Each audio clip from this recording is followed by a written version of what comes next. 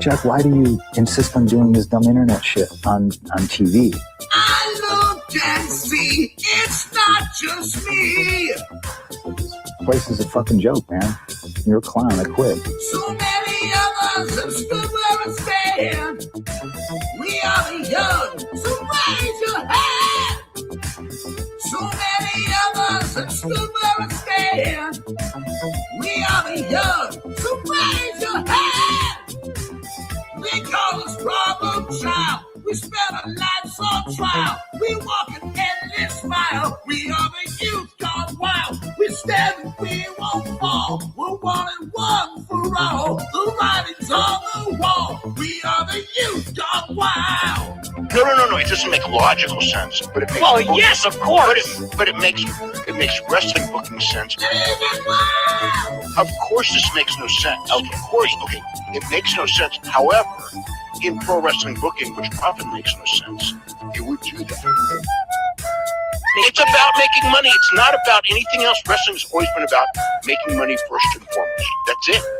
Yes, I look and see, it's not just me. Last weekend was the greatest weekend in AEW history. This is the greatest week. I look and see, it's not just me. My security, my safety, my life was in danger at a wrestling show. So many of us have stood where I stand.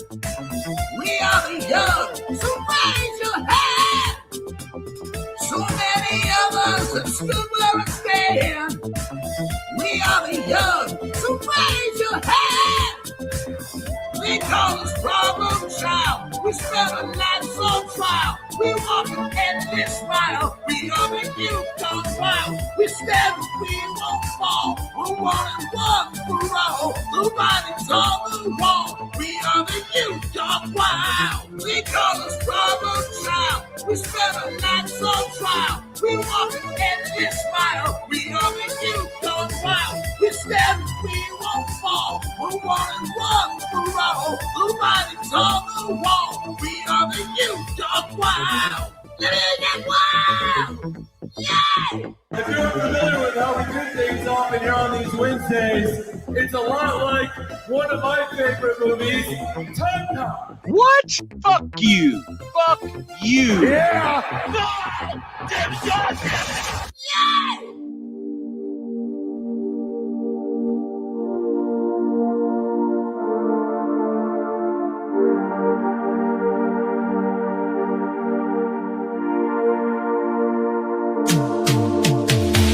Every booking is golden, you see. Perfect cards crafted for you and me. Yeah, the best guys, Tony Khan, is true. Triple cup, best damn booker in the land. 3 red cups stacked up, always in command. Triple cup, living legend of the fight. Just a call away from making it right.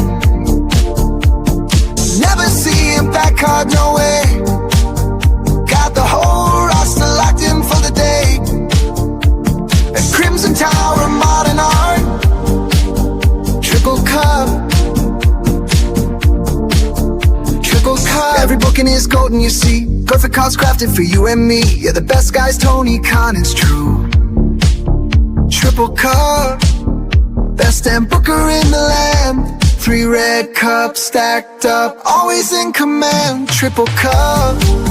Living legend of the fight. Just a call away from making it right. Never see him back hard, no way. Got the whole roster locked in for the day. At Crimson Tower, modern art. Triple cup. Triple cup.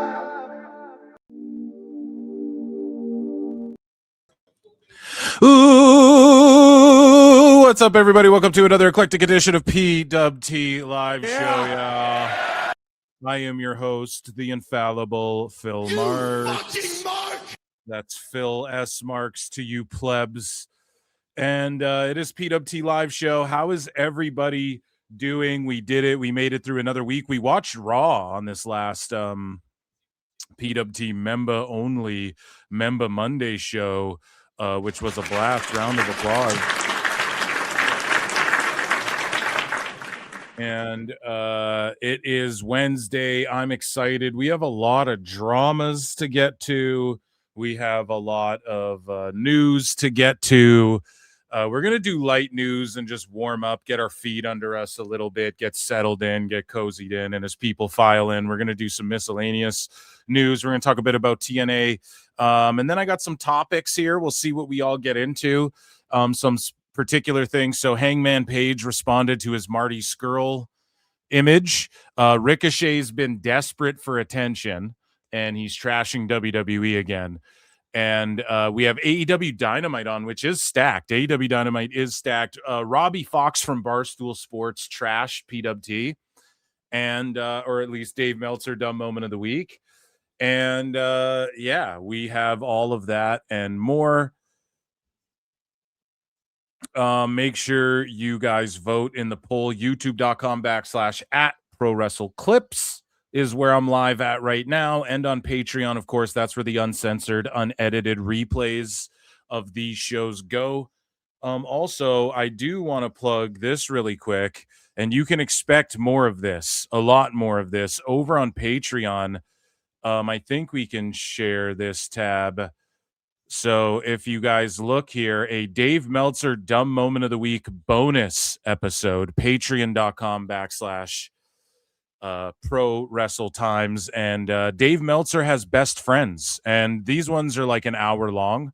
They're not like 3 hours long. These ones are more like an hour. You know, sometimes they'll be 30 minutes or whatever. But this is a bonus episode of Dave Meltzer Dumb Moment of the Week. If you're a fan, check out Patreon, where between the years of 2015 and 2026, we chronicle and go over Dave Meltzer's various best friends, his own words, and what it makes him an expert in, how he finds and deems himself qualified in different areas of expertise because of who his fucking best friends are. And you'll be surprised to find out what number Tony Khan is. Best guys, Tony Khan.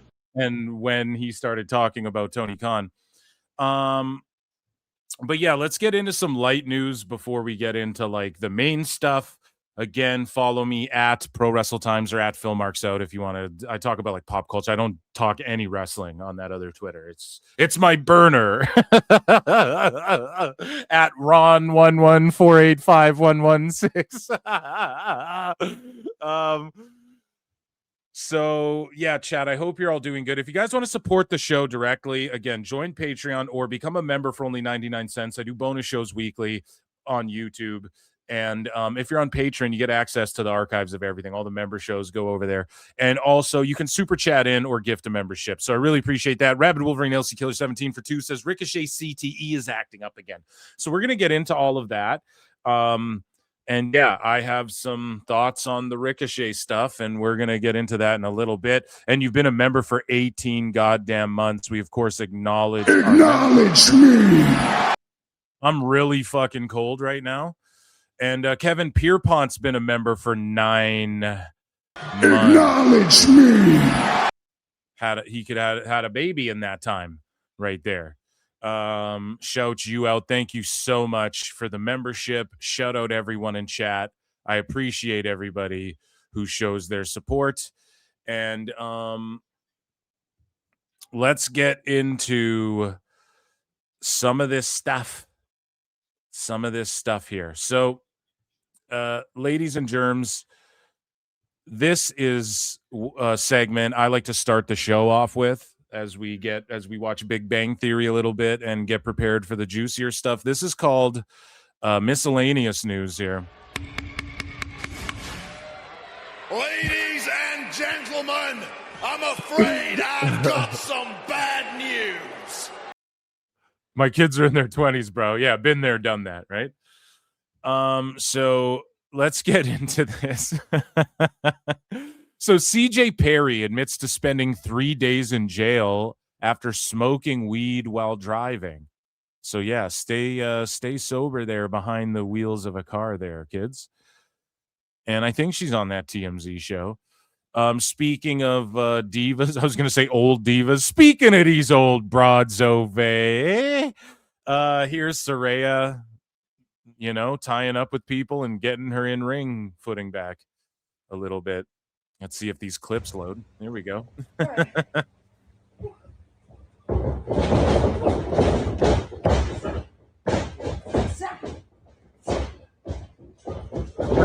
Was that Core Jade? No, I don't think so, actually.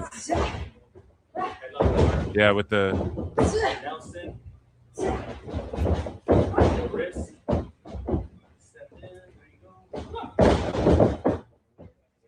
I mean, she's looking good, and it's like she's been doing it since she was 13. So, ready, sit, seatbelt, tuck your head. Now 1, 2, 3. Hell yeah! How did that feel? Great. That felt really great. That cool. I want to see it. Yeah.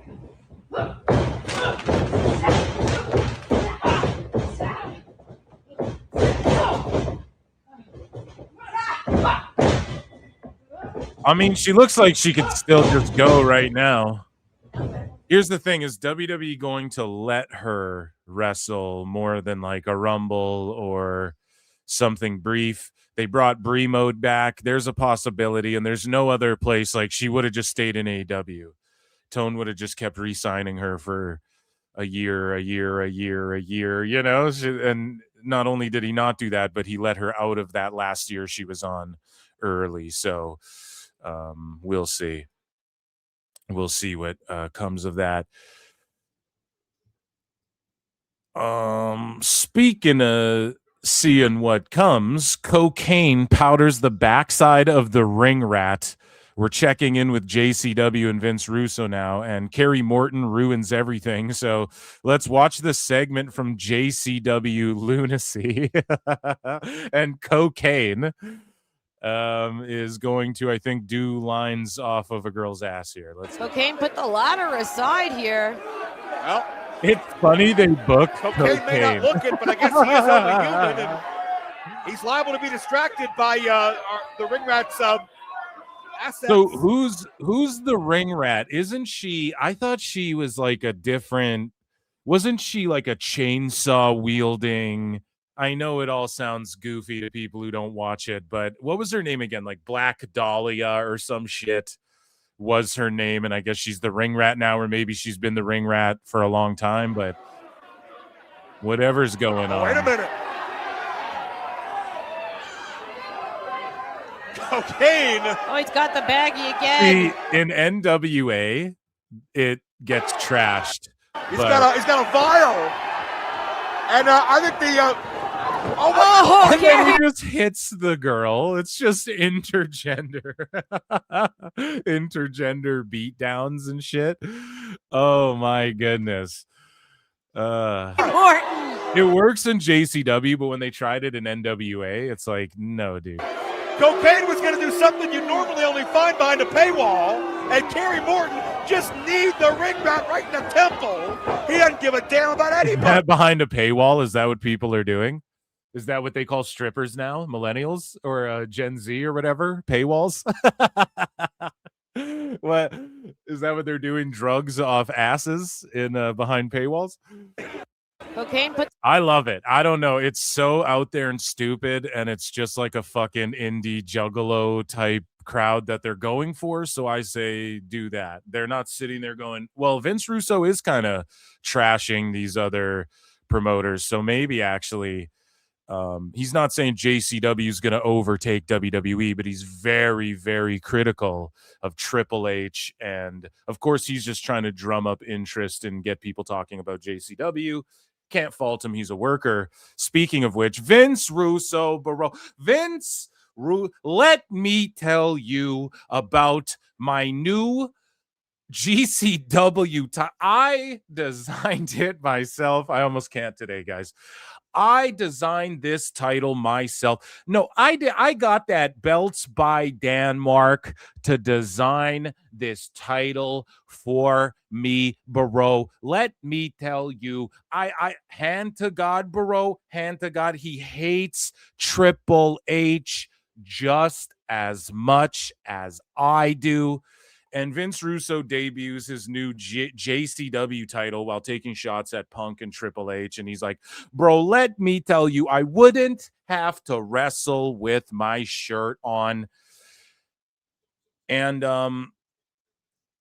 I mean, he wrestled with like a motorcycle helmet on, didn't he? Or did he wear like a fucking a bicyclist's helmet or something and a leather jacket while he wrestled? You didn't really wrestle much, Vinny Roo.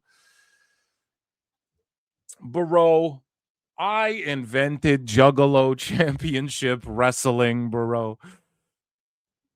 And I think he went off a couple more times in recent history, which we've covered here, but all he's trying to do is get attention on WWE, or pardon me, from WWE fans on JCW and from AEW fans. Well, here's the thing. It's kind of funny and easy to make fun of Tone.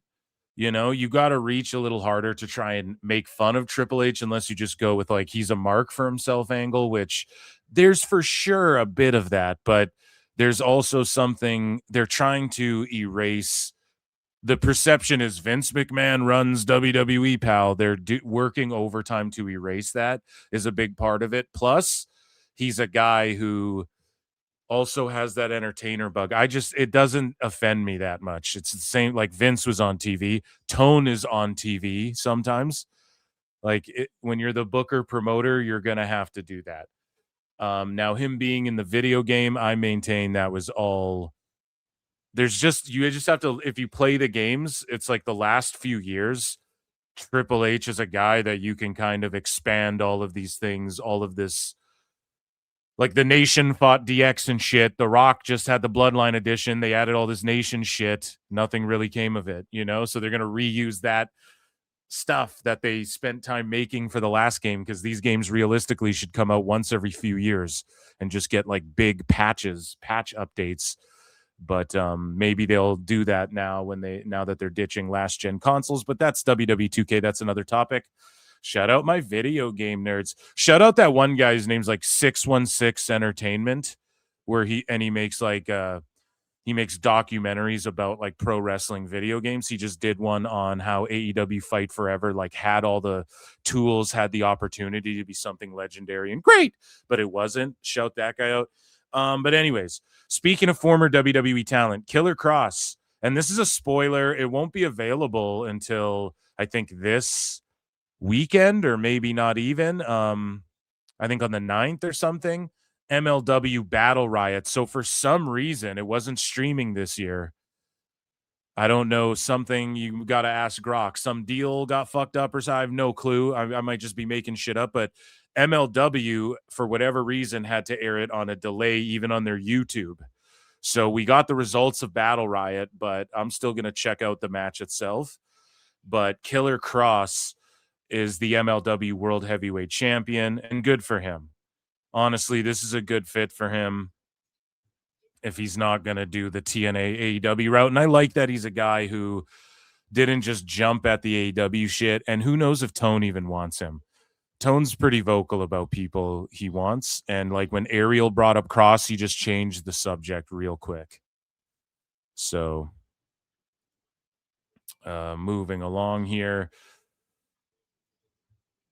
In other indie news and whatnot, New Japan has announced they will be releasing a documentary covering Hiroshi Tanahashi's retirement from Wrestle Kingdom 20, airing free on both New Japan World and YouTube in February next month. And that should be cool. Check that out. Hopefully there's subtitles. Speaking of MLW, though, I believe in the Battle Riot, if I'm not mistaken.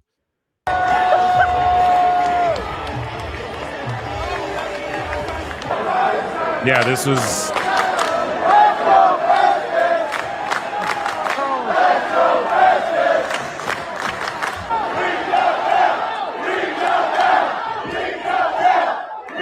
So it's Carl Anderson. You're expecting Luke Gallows, but then he's doing the Festus gimmick. That's actually funny.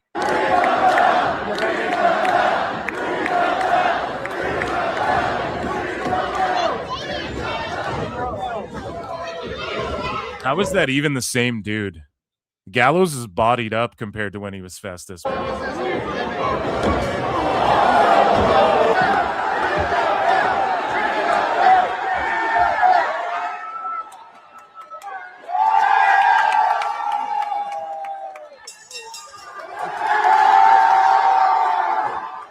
So was he like hypnotized? So he turned back into the big LG Luke Gallows once they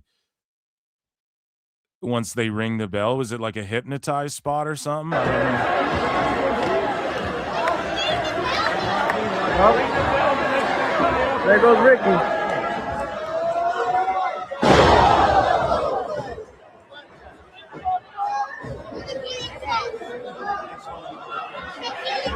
Oh, Buddy botched getting over the ropes. Oh, and then Hammerstone tosses it. Spoilers. Yeah, and Hammerstone, I think, is signed with TNA, and we'll talk about that in a bit. Real good shit. Speaking of New Japan, we're kind of mixing up Nuge and MLW right now. Chase Owens says, I have re-signed with New Japan, or NJPW, see you soon, Japan. And this is Chase Owens, right?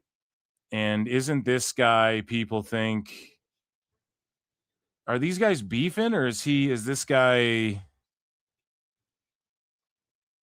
I don't know. People are hating on him. This Puff the Wrestler, this is a shoot. He goes, this sucks. Your loser ass couldn't even get booked in America because everyone knows you're a sick fuck. Be thankful New Japan protects your creep ass from getting stomped out at any shows over here, because that's what's coming if we cross paths.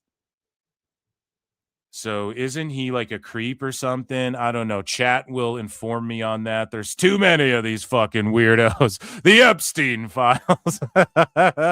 Everyone's a fucking creep, dude. Not cool out there. Fucking really isn't cool out there, man. But yeah, fuck that dude if that's the case. But he re-signed with Nuge, so I guess they don't really, I don't know. They're not worried about that shit out there, I guess. Speaking of New Japan announced that Hiromu Takahashi will be leaving the company. His final appearance will be at New Beginning in Osaka on February 11. And again, it's a guy that Tony Khan doesn't seem like he's super high on Takahashi for whatever reason. Dave Meltzer doesn't either. And he was teaming with, I want to say, Tanahashi, or was he teaming with Naito? Yeah, Naito isn't in AEW either. And I don't even know if he's wrestling that much anymore, but Dave and them are like, yeah, it's expected he'll go to WWE and stuff. And it's like, okay, maybe WWE will take Takahashi, but there were things said. There are things floating around, okay? There are rumors in innuendo, I guess we'll call it, to steal a line from, I believe, Bruce Pritchard. Not fake! That WWE currently is planning, their Japan, like moving in on the Japan space like they have in Mexico. Now, whether that means it's through Noah, whether that means it's what your boy old Philly Phil said a couple years back, or a year and some back, like, hey, they might not say we're not working with AEW, but like we're going to also work with WWE. I think that would happen before like a partnership or anything. However, Tanahashi-san and Tone Loke are what's that from again? GTA or something like that? Or is that a rapper? That's a rapper, I think. Yeah. Cuervo. But Tone and Tanahashi-san are close, and we do know that. So maybe that doesn't. He had Cuervo with him the whole time too. But I wouldn't just say Takahashi's going to be in the Fed. And like realistically, what would they do with him unless they're like, okay, Evil, Takahashi, we got Shinsuke, we got some guys, let's go like make a play on Japan or something like they did in Mexico. That would be cool, but they kind of already are doing that with their affiliation, but they don't own anything out there. So do they just swoop in and buy some shit up? They just outright bought AAA. There's rumors of like WWE wanted fucking CMLL. And yeah, I would say there's a bit of smoke to that fire. At least like they were scouting it out. They were scouting everything out. They were scouting out the entire Mexico landscape. So, but for people to say like Takahashi, like Dave's kind of implying he's gonna just go to WWE and shit. It's like, how do you know? Why do you know? Why do you not know when people are gonna show up in AEW, but you know when people are going directly to WWE before their last match, even in fucking like Nuge and things like this. And even Conrad Thompson called this out. He's like, oh, come on now, Dave. That's not very fair. Oh, come on now, Eric. To fucking stooge where everyone's going before they show up places. But speaking of Noah, Marie Malenko, the daughter of Dean Malenko, made her Japan debut at Noah Monday Magic yesterday. And she's going to continue to work in Japan. And she's already got her next match set. Let's take a look. っていうところもやっぱり井上さん、昨夜がやってくるといつでも連想される状態にあるんですよね。そうですね。前回前々回ともう GHC という文字をリング上に描きましたからね。Okay. ダブルの膝。I like the Malenko trunks. 打ち込んできました。GHC 女子 Yeah, I'm with it, man. I'm with it. Let's go. She looks like she knows what the fuck she's doing. That is for sure. In other pro wrestling news, America's Most Wanted reunited on Saturday to become the new AEW World Tag Team Champions. Yeah, I mean, are they doing this? They should do this in NWA. Just put these guys back together. I think people are here for it. I didn't know that Wildcat Chris Harris could still go, but he's just been making appearances here and there. And it's like, okay. I love it. I liked, it's hard for me because Beer Money and America's Most Wanted are like my two favorite. And James Storm was a part of both of those. But I think AMW, if I had to edge one out, AMW for me, because Bobby Roode was also good in, like, as a member of Team Canada. Like, he ruled as that as well. So, I don't know. I think AMW will edge that out for me. And James Storm, of course, being the foundation across both. Speaking of, we talked a little bit about ex-WWE talent. Ava got her Twitter account. I'm redacted. Ava got her Twitter account disabled and deactivated hours after anti-Ice tweet following WWE exit. So she put out a tweet saying, like, and now that I can say this for real, fuck Ice or whatever. And I don't know if that got her shit banned. It's like, I thought Twitter's supposed to be like the free speech app type shit or whatever. But at the end of the day, like, they ban people for saying less than that, and they are banning people for worse, and it's probably all AI.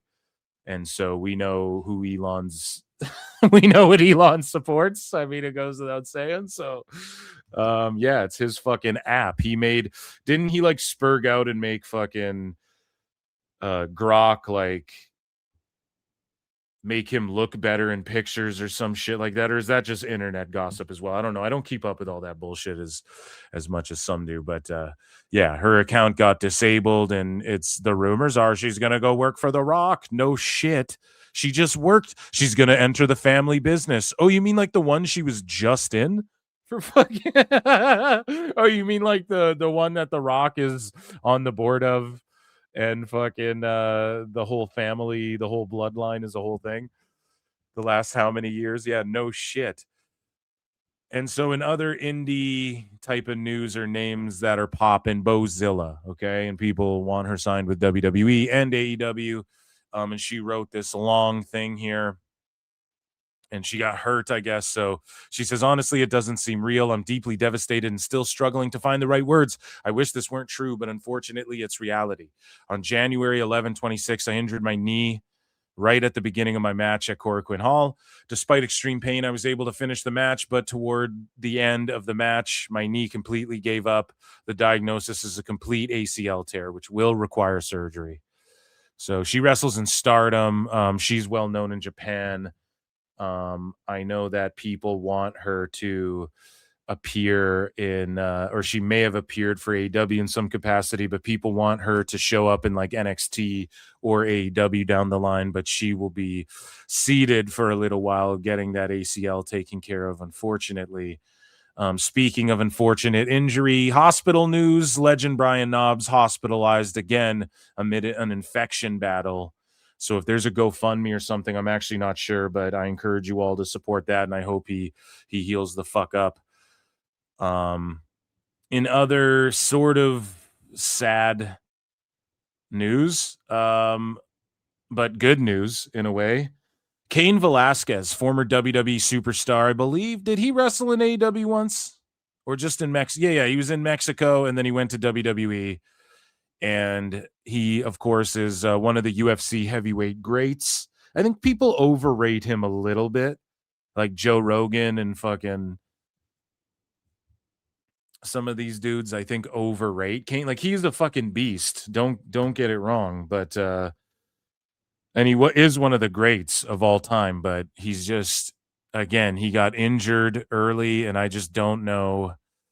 And like long injuries, long layoffs. And then like this situation happened where basically what happened, he went to jail because this daycare that I believe his niece or his daughter, actually, I think it was his daughter, went to, someone who worked there was registered, or is like the brother. Like, he didn't even work there technically, I guess, but he's a PDF file, man, and this guy was diddling kids, and he was free to fucking go, and Cain chased him down with a gun and shot at him. Right? Like, I think any sane person would want to do or imagine doing or would fucking do. I don't know. I don't know about you, but if you did some shit like that to my fucking kid, dude, that's crazy. So he got locked up, and he spent 312 days in prison and has a parole eligibility date of 26 this month. So he's a free goddamn man, free Cain, thank God. And they fucking stole away a bunch of money that he could have made, as well, as far as being like a UFC competitor and stuff. So it's fucked up what happened to him. And what didn't happen to the other guy.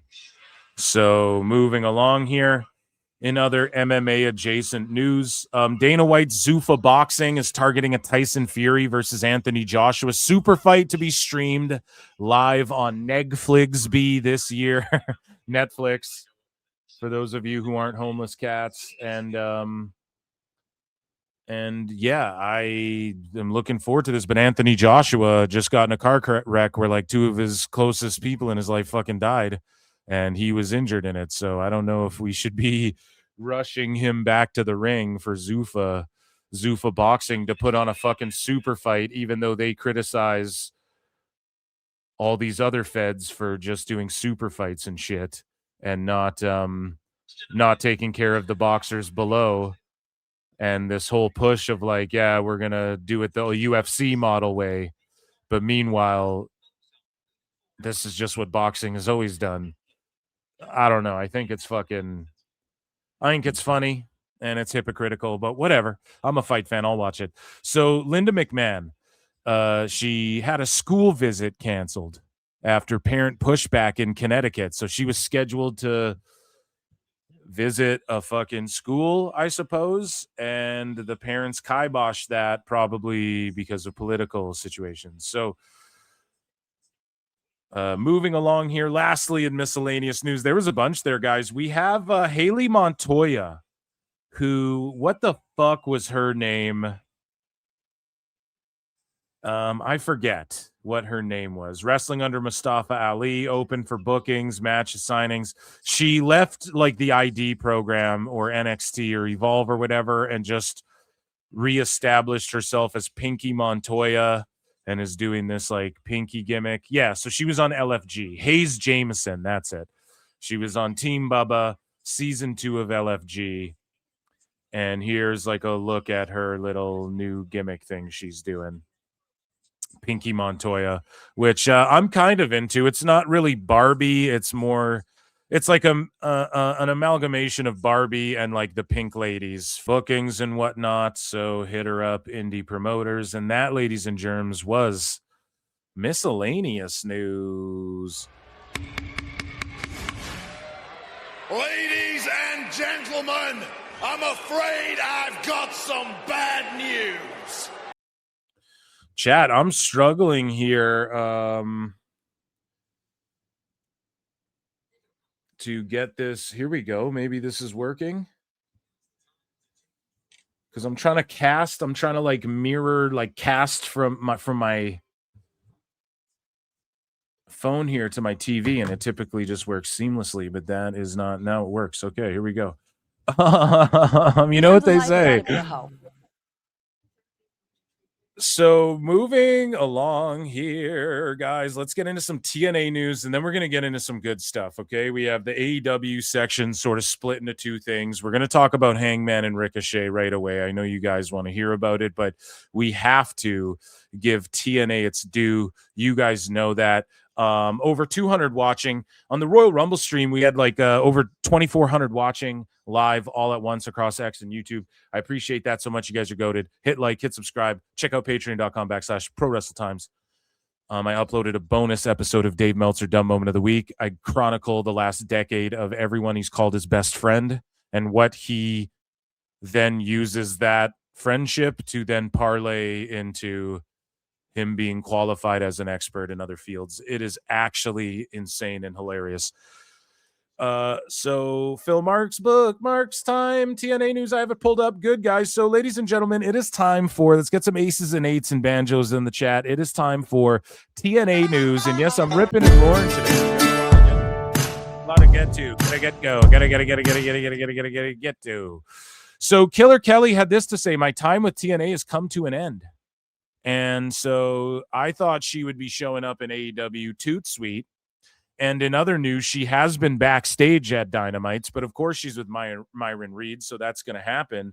And I said maybe she's leaving too if Myron's out.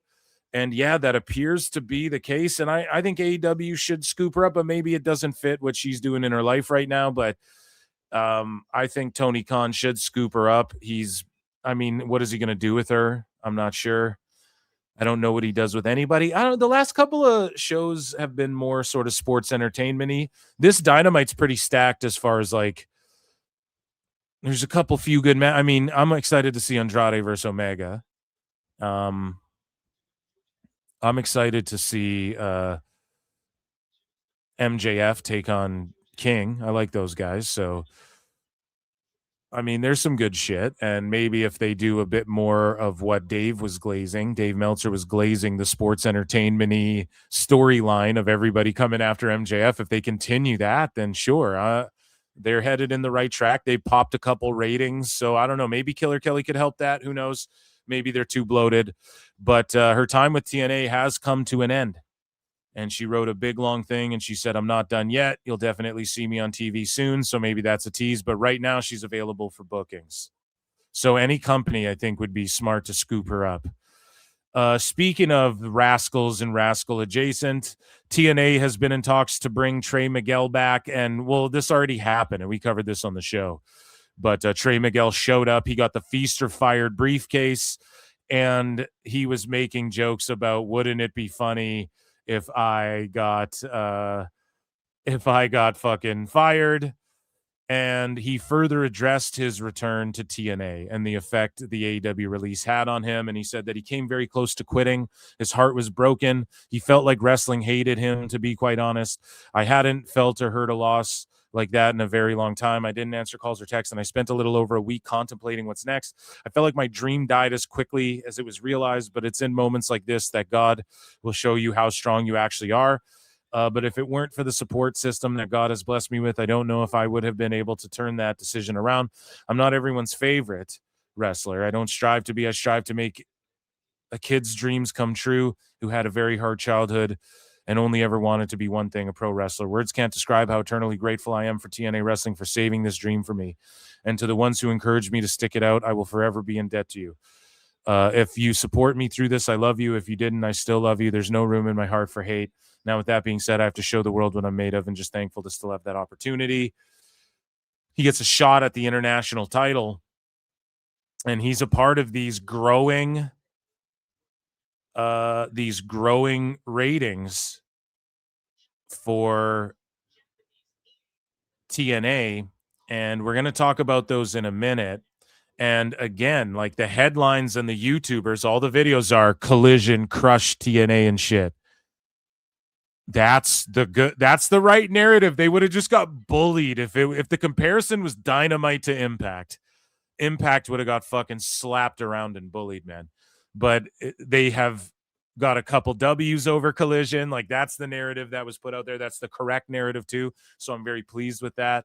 We talked about the Feast or Fired, and Steve Macklin got a fired case. And he got fired. He's like, my time is up. It could be a work, though. Like, they could have leaned into, we're going to let this guy go. But then the rumors and the dirt sheets came out, and the innuendo came flying out of nowhere off the top rope saying that Macklin because we just covered how he re-signed with the company, but they're like, it was a very short-term thing. So who fucking knows? It seems like they're doing more longer term, like 6 months to a year, as opposed to like 3 months or 60 days or 90 days, that sort of shit, which I get it. 90 days is 3 months, but you guys know what I'm saying. Like, I feel like what we've been hearing about TNA is they're doing more like 6 months to a year, but Macklin, maybe he did sign. I don't fucking know, but if it's a work, awesome. That's brilliant. Maybe he comes back as Hometown Man's tag partner, and they're like the Hometown Boys or something. That could be funny. If Macklin's ready to transition to being like sort of a jobber type guy. Speaking of comings and goings, Ash by Elegance returned, and after Indy picked up the win on TNA, and this is going back a couple weeks, I believe, Ash pretended like she was upset, and then she actually just returned to pro wrestling. Like, Ash by Elegance is just here in TNA after vacating the title, and I wonder what came up that made her think she had to stop wrestling, and then what changed so quickly to where all of a sudden she's able to just wrestle it. I have no clue, but I'm glad she's not like fucking suffering from some serious stuff that she can't rebound from. And she came back, and I think she'll help elevate the AMC brand and all of that. But she got into it with former TNA knockouts, Taryn Terrell and Brooke Tessmacher, who were not pleased with how Ash vacated the title due to an undisclosed medical reason, only to come back so soon. Maybe they're working a situation where Ash by Elegance will take on these legends at one of these pay-per-views, do a little Bella Twins versus Rio action, who knows, in TNA. But Taryn Terrell says, I always support the knockouts, but as someone whose career was cut short, I have lost all respect for Ash by tackiness. Like, that seems too much of a shoot. But maybe TNA's like, we're on TV now. We're going to heat it up. We're going to fake a real fight between these guys. We're going to fake a real firing. Deonna Purrazzo will put out a thing. We'll send Macklin home. Like, we're going to heat it up with some like shoots action. That could totally be it. Like, why is all this going down now that they got this AMC deal and all this stuff? Like, it's the perfect time if you're going to try and drum up headlines for work shoot stuff. But Ash by tackiness. As a former KO champ, I am so proud of the KO's work and will be forever cheering y'all on. Well, everyone except for the trash. And then Brooke Adams says, preach, baby girl, preach. We need to take the trash out. So they're clearly working an angle, I think. But female locker room, yeah, they just posted about it, but we got responses. So Taryn Terrell said what she said, and then Ash by Elegance responds and says, I'm sorry, who are you? Oh yeah, your career was short too, but irrelevant. While you sit on the sidelines, watch me shine. Sorry, not sorry, irrelevant. And then Ash says, haters gonna hate. Get on my level, sweetie. I forgot a year ago you were kissing my ash with praise. Now you're jumping on the bandwagon. So, like, what's going on? Is there a bandwagon hating on her for having a medical emergency or whatever the fuck came up? I have no idea. But here's a picture of them together. And Ash by Elegance says, haters are your biggest fan and first to get a picture with you. Oh, and Taryn Terrell, remember we did that signing together and you were praising me on all my accomplishments? Hard work pays off, baby.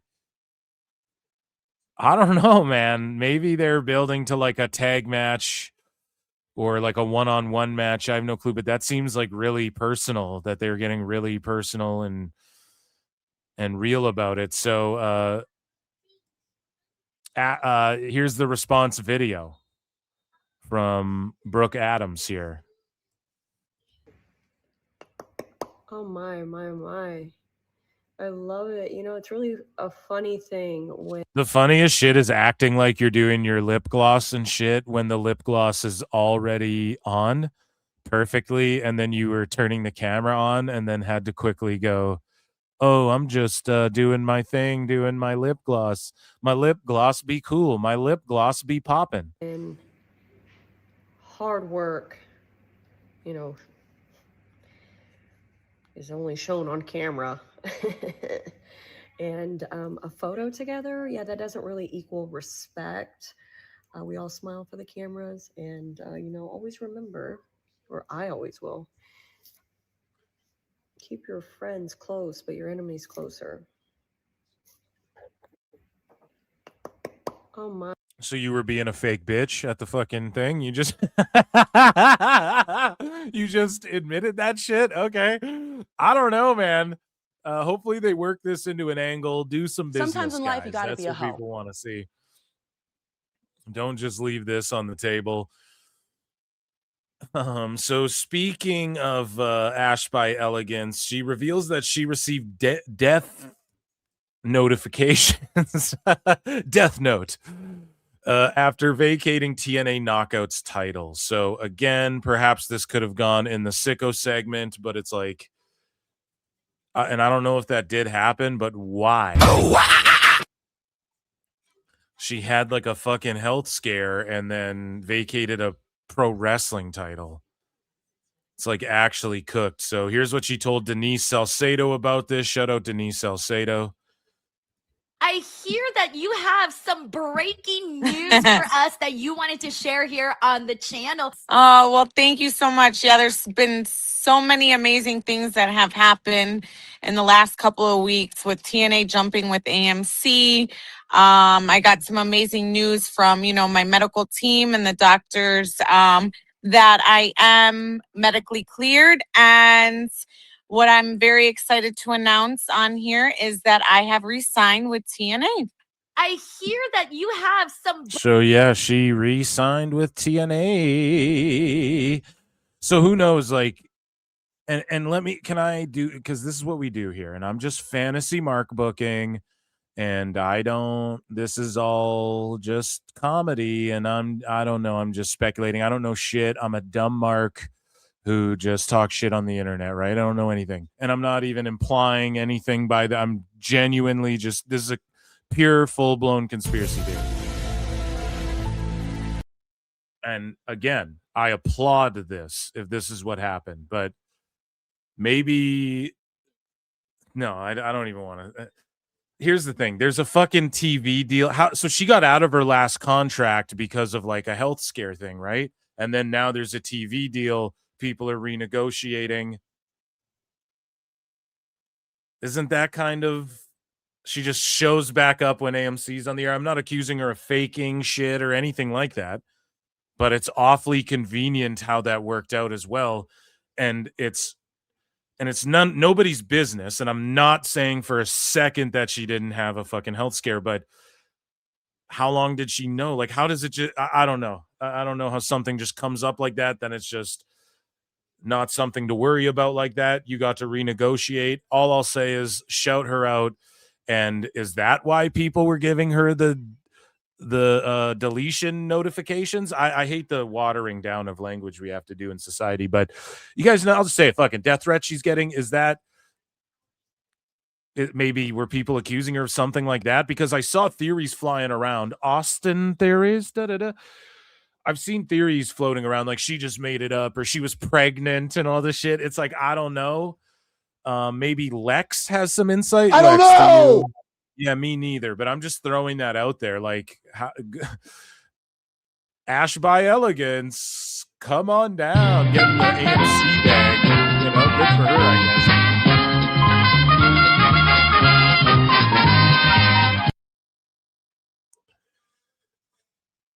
So here we go. Someone in chat saying she just got cleared or something. So yeah, that's good. On the topic of the Trey Miguel stuff, Triple H's thought says it's been a profitable week for Trey Miguel. Tony fired him 5 minutes after signing him, so we got a fat NDA payout. Facts. To keep quiet about the details and then sign back with TNA. That'll sure help your mental health. And I posted this. I heard allegedly, and I talked about this on the show, but this is an allegedly. Someone told me. And if it's not true, then it's not fucking true. I'm not a dirt sheet, but Trey Miguel has been or will be paid the entirety of the amount promised in his AEW deal too. If this is wrong, I'm not a dirt sheet and don't give a fuck, but it wouldn't be the first time I was right about some shit like this either. And again, I think I've been pretty spot on with some of these fucking contracts and shit. I don't know if the Edge thing turns out to be true. I mean, come on, Phil Stradamus over here. But speaking of people possibly exploiting the system, an ex-TNA employee accuses company of exploiting indie wrestlers for free labor, like a high school student at a AEW show in Philadelphia. We have Amir, who is on the Cafe de Rene podcast, and he had this to say.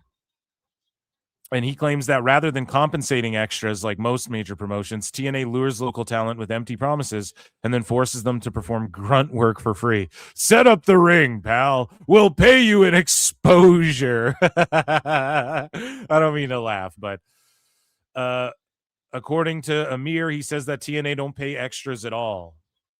And they allegedly lure them in with a promise that over 50% of those who work will eventually get signed. So they send a statement to local talent, blah, blah, blah. These indie pro wrestlers go there and work 14 hours a day. They make them do things like serve other wrestlers food. Yes, in the canteen. I witnessed it. Pick up trash, clean blood off the ring. Of course, they set up the ring and everything else. At the end of the day, they do they get a dark match? Maybe 1 in 50. That's it. Free labor. This is how they treat people, and I have firsthand account of this. So anybody who questions this, I was there. I saw it with my own eyes. I'm not fabricating this story, and Renee knows this. That's the type of company they are. Well, how long ago did this go down? And yeah, that's bullshit. If they're like, we might book you, come here and volunteer for us, and then if we need a body, we'll use you. I mean, you got to make that choice, brother. Is that what you want to do? Do you want to network while you're there and do your best to fucking... That's all you can hope for. You don't have to be there either. And it's not like they're saying we'll blackball you from the industry if you don't do this grunt work, or if you show up here willingly and then we put you to work and then we'll blackball you. If those indications or implications come out, then maybe. But yeah, that's the first I think anybody's really said anything like that, unless there's other stories I'm unaware of. Moving along here in TNA news before we get to ratings.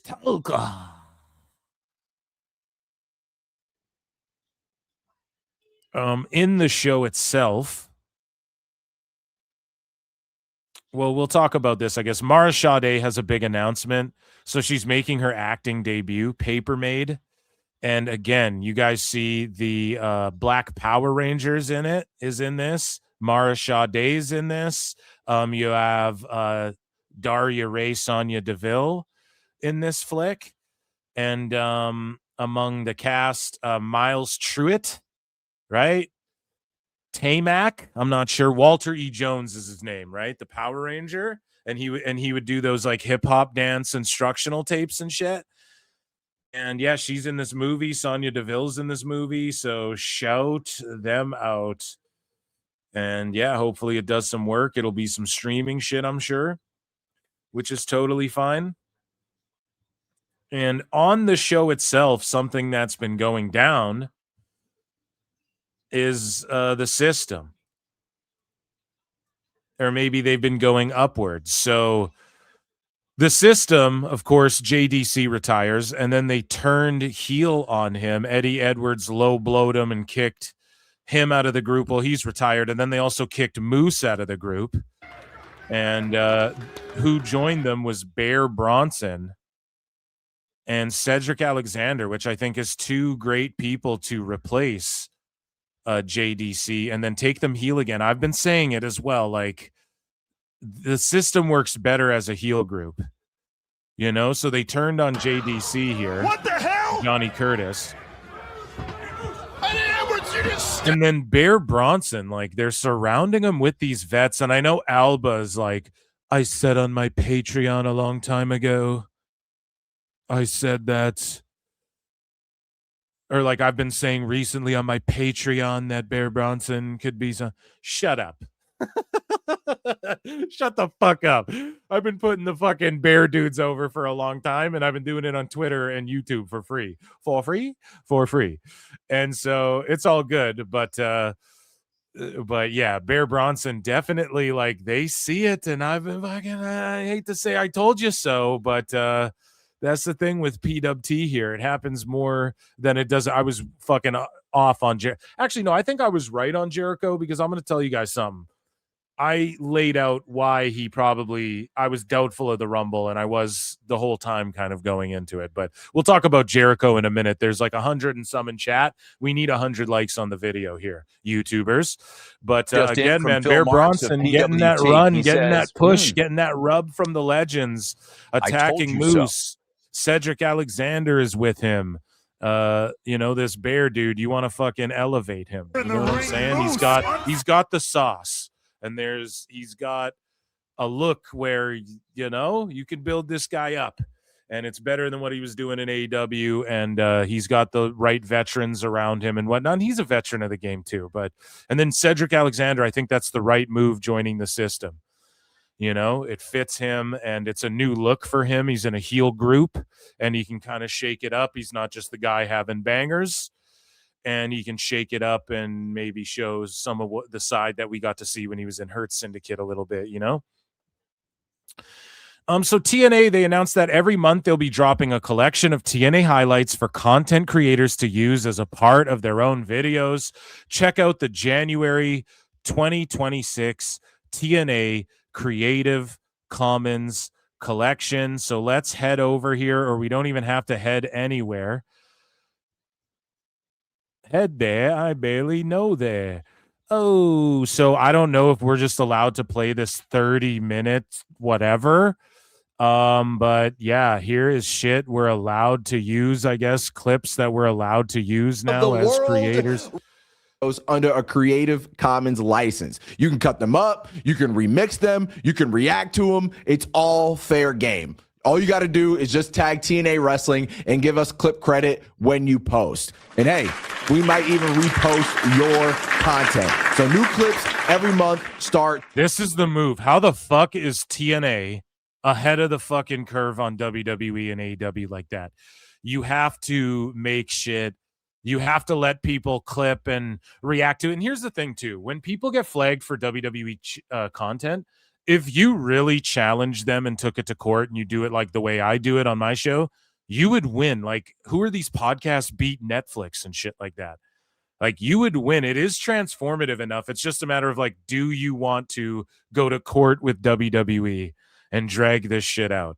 You don't, like, most people don't want to do that. Fuck it. I'll just clip it out, like, for YouTube purposes. But it's awesome that TNA's going, here's the content that if we pick it up, if our shit detects it, you guys are free to clip it up, flip it up, react to it. This is the shit we want to get out there. And then people will be encouraged to do it more. And then it will in turn promote what's going on TNA.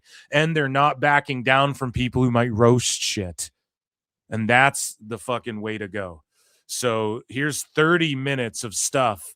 The Hardys, Dudleys, maybe there's throwback clips in here. Maybe it's just to get their current stuff over, but these are like a 30 minutes worth of shit that we can use, and channels won't get flagged, and we can keep our shit monetized, or you won't get DMCA hit on fucking Twitter or whatever.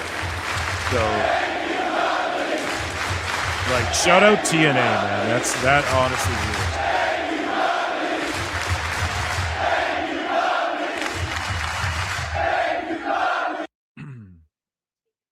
Shuli keeps getting strikes. Yeah, but isn't that from like Stuttering John? I mean, what the fuck do you what do you think's gonna happen? He's a fucking retard. He's gonna start falsely striking people. It's bullshit. But yeah. Moving along here. So let's talk about ratings and what TNA has been doing the last couple of weeks here, what these shows have been doing. Also, just quickly, Eddie Edwards says they dropped Moose because he was a selfish prick, and JDC because he just wanted to ride their coattails till the end of his pathetic career. I think that Edwards is a way better heel, and I think that Bronson's going to fit in well. Cedric, I just glazed it. You guys already know. But Eddie Edwards and Alicia Edwards, walks away from the system. Maybe she'll go on a bit of a singles run again. I don't know. I like her just sticking by Eddie's side personally, is what it is. But TNA's been cooking here. So Impact held up in its second week on AMC with only a minor dip in viewership. So I think people expected a larger dip. And that's what she said. Oh, go. Impact averaged 171K viewers, down 1%. So it's virtually identical. Thank you, Mike Goldberg. With a 0.03, 18 to 49, down 25% in the key demo, though. What the fuck? That's pretty crazy. Week to week, down 25%. But also, when the numbers are smaller than the decrease, whatever, that's some Meltzer shit I'm about to say, but like when the number is smaller, when it's a smaller sample pool, if 3 people fall off, you have 10 people, right? 3 fall off, then that will equal a bigger percentage than like, hey, you had 20 people and 3 fell off or whatever. You guys get what I'm saying. IR math, right? But it's not that great to begin with. A 0.03 in the quote unquote key demo. Is that really the key demo? If there's another demo doing a higher number than that for TNA, I think focus on just keep doing what you're doing, because as we'll see, they get a bit of an increase and they're hanging in there with the likes of Collision and whatnot. So yeah, that was there on this show as well. They had Santana, Trey Miguel return. They had the new system. They had fucking Ash by Elegance sort of reform in a way. Ash rejoined the Elegance brand. So Mike Gilbert posts, US TV DB is reporting the TNA Impact viewership from the January 15 AMC debut episode is 279K and a 0.04 rating. Before anyone asks, no fucking clue. So people have it at a higher number on the US TV DB. They have it at a higher number, the Impact debut show, not the last week's one or whatever. So who knows why that is? I'm sure someone corrected that.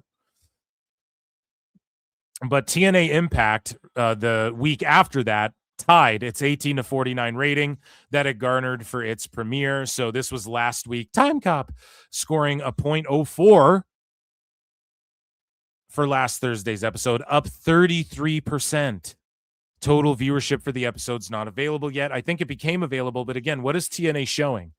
That they are kind of increasing, like they're doing well in the ratings as far as maintaining or doing better than they did the week before. If you want to play the key demo game, then there you go. Dave would be plus 33%. If it was Dynamite, he'd be coming in his pants, and he'd be Randy Marsh when the fucking world ran out of internet. And good for them. That's awesome. Now, over time, and I've said this from the beginning, over time, TNA will slowly grow and fit into a position of possibly being at 400K viewers, maybe a little less, maybe 300K viewers, but I could see them growing over the next couple years. And if they keep just doing solid shows, the fucking debut was a misstep. Every other Impact has been banging since. And even this BDE kid, I know I shit on him a lot, but and maybe it's because he's in there with fucking Nemeth, but he did really well in his match with Nemeth, okay? You can't deny that. And he's a good, like, they're using him well. He's at the forefront of that video going, here's this January's collection for this week. He's a content creator.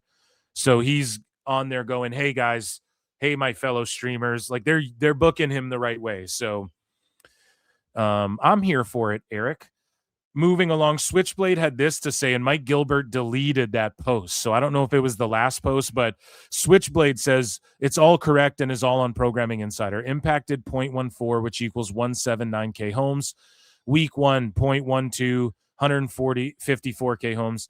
Week 2, 0.10, 128K homes. Week 3, 0.14, 179K homes. So week 1, they're doing better in week 3 than week 1. So it's a W. Okay. Week 2 was a little dip, but shit happens. It will likely end up doing between 200K and 240K in P2 plus. So Gilbert says 0.14 home rating. However you say that is correct, but did not see the number of homes on Programming Insider, but it looks like you just did the math based on previous weeks. So I'll delete, brother. My bad. I do agree that the total number will be around 200K. So again, we're talking about their increases. And then look at this. Impact on AMC scored its best audience, courtesy of Raj Giri, and this is 21 hours ago. 21 scored its best audience and tied its highest 18 to 49 demo rating to date for last Thursday's episode. Impact averaged 201K viewers, up 18% from the prior week, with a 0.04 18 to 49 rating, up 33% per PW Torch. Right, as noted, the audience was the best of the 3 episodes so far. The 18 to 49 demo rating was tied with the premiere as the highest so far. So when they put on good shows and people are interested and they go, who's getting Feast or Fired? And oh shit, who's gonna? I mean, fucking Trey Miguel showed up, just won the Feast or Fired. That's crazy.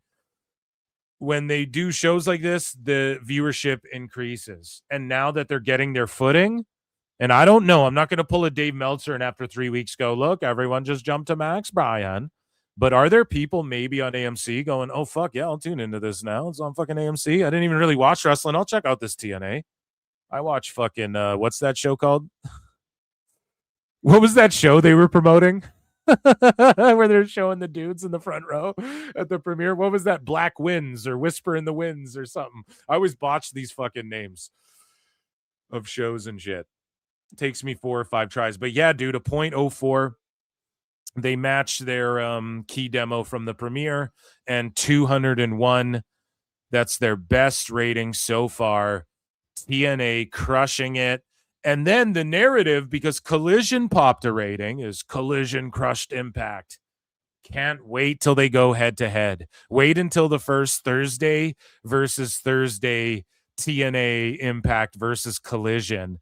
I fucking can't Well, the wait. young superstar, babyface, that former heel thing. So, and that's the right way to go, because they're not going to start beating Dynamite and shit, but they can get there. And if the narrative is, oh, they're kicking Collision's ass like it was for a couple weeks, and then now it's Collision crushing Impact, awesome. That's what it should be. And then Raw and SmackDown in a league of its own. Dave realizes this as well. So Dave Meltzer realizes this as well, and that's why he's starting to lie and go, well, Dynamite's beating SmackDown and Raw if you really think about it. That's why he's fucking doing that. I hit the wrong fucking sound twice. Sorry, guys. Because he understands what reality is, and it's AEW versus TNA versus NXT, but he's just grasping at behind the times. And then he's going to come out with a clip that we're going to end up covering on DMW. And he's going to be like, oh, well, actually, if you look at it, Brian, they're more closely aligned with TNA as far as ratings are concerned. That's what he's going to start doing. And he's going to start talking about how NXT is closelier aligned with TNA as well, to try and bury it, to try and undermine it while ignoring Collision's stuff, because in his mind, Collision is getting the 500,000 invisible people on Max. And it's funny how with Collision, that's not even a conversation. And when people go, it's a dead show, he doesn't really push back, because what does he want everyone to believe? That there's fucking 500,000 people watching Collision as well on Max? Guys, Like, Tony Khan. make sense. And that, ladies and gentlemen, was TNA news. And before we end that segment, patreon.com/Pro Wrestle Times, a bonus episode of Dave Meltzer Dumb Moment of the Week, where he has a bunch of best friends, and I go through between the years a decade worth of Dave and his best friends, and it's about an hour long there, and I chronicle Dave's best friend. Shout out Meltzer Said What for the thread, by the way. And I take a look at each of his best friends and what he believes, how he knows them, and how it qualifies him as being an expert in some field that he doesn't know a goddamn thing about. That's patreon.com/Pro Wrestle Times. And that, ladies and gentlemen, was TNA news.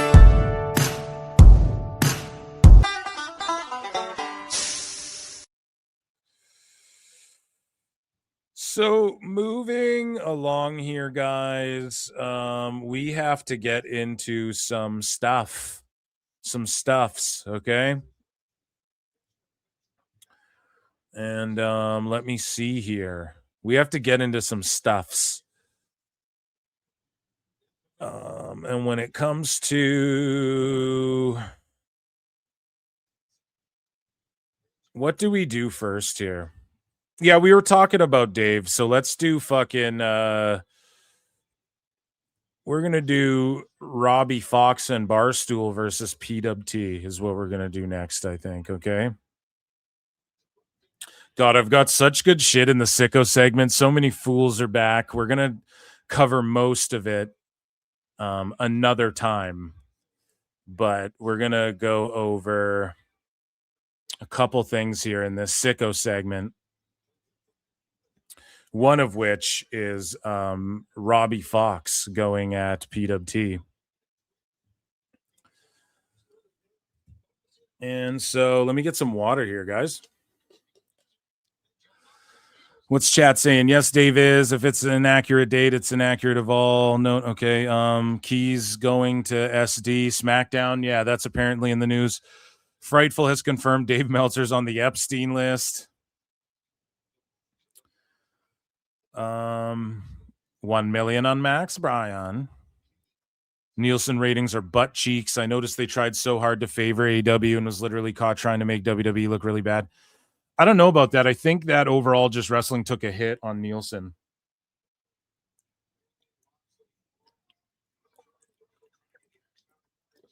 With the new big plus panel, whatever, and they're rolling out some new shit too. Who gives a fuck? Just look at the numbers people put out, react to them that way. Because the numbers can't favor AEW. Like it does, or the numbers favoring AEW doesn't help them in any way because they are where they're at and they do the attendances they do. So it's just like it doesn't really matter. It's like a dumb thing that people just argue about because that was the sicko talking point is how they were crushing NXT. And then now that the ratings stink for them, they have to live with that. And it just, if they do I don't care that Collision popped a decent number. Let's see them put some good shows together. If they don't do that, like starting with this match, I don't think is the way to put a good Dynamite on. I'm sorry. And they just had people talking at the camera like Collision, like they were doing on those CM Punk collisions. Because Tone has like 4 ideas. And yes, MJF does some backstage shit. I know it was good last week. Now, what's the follow-up? The sequel's always harder. So let's see. What's the follow-up? Anyways, let's get into ladies and germs. It is time for, we were talking about Dave Meltzer, so we might as well get into this. It is time for an early sicko segment. And this week, basically what happened was Robbie Fox from Barstool got mad at me because I kind of went hard, but I just got traction on this tweet. And really, it wasn't directed at him, but it's directed at just people in general. Right. So Robbie Fox had this to say about when Dave Meltzer trashed Billy Gunn. Robbie Fox says, I defend Meltzer more than most, but what are we even talking about here? Billy Gunn was never top 200 in the world. We counting technical wrestling ability and throwing literally everything else that makes a good wrestler out the window? No shade to Kyle Fletcher, who rules. And you know what? Robbie Fox, for those of you not familiar, he does like a podcast for Barstool Sports called My Mom's Basement. And, you know, I've watched them here or there. Like his interview with Dana is a nothing burger, though. Like he doesn't, when he interviews people, it's just your surface level. He wrestles wrestlers here and there, but of course, only if it's like a name. And then, you know, he gets interviews with Dana White because he does his thing with Barstool and all that shit. So it is what it is. It's nothing like overly compelling, but I don't mind the kid. Like he does an okay pod or whatever, but I wasn't even really hating on him. It was just in general. I wrote, defending Dave Meltzer in 26 is an automatic L. He's had infinitely worse takes and lies the last 2 years, especially. Stop pretending this guy's done anything other than write things down before the internet came to fruition. He's a con artist. And then this dude went on the channel and plugged it. So thank God he did that. And I don't know how this is an own on me. So like Robbie Fox had this to say, man, there has to be a better use of your time than this. Don't make me continue to defend Meltzer today. This is insanity. And it's really not. I do a 3-hour show. So first off, like, it's crazy because Opie and Anthony Jocktober people and spend 4 hours a day making fun of shitty radio stations. And it's the #1 radio show in the fucking world and everybody loves it. Who are these podcasts? They A-log fucking Stuttering John for hours a day. There's a show, Jim and Them, and fucking Corey Feldman's their lol cow. Big J. Okerson and Dan Soder on the Bonfire used to fucking A-log Corey Feldman as well. Kino Casino will do 8 hours ripping the quartering apart, which is the funniest shit. And then what you do is you clip it and then you upload it. So I do a 3-hour show on Dave weekly or bi-weekly. And then I make 2 to 5 clips out of it, depending. And then I upload those clips. We're on episode like 16 or 17 now. And it's not like, it's not this big deal. Dave is the most prolific voice in pro wrestling. Okay. So I cover that. I cover everybody, like as far as the media is concerned.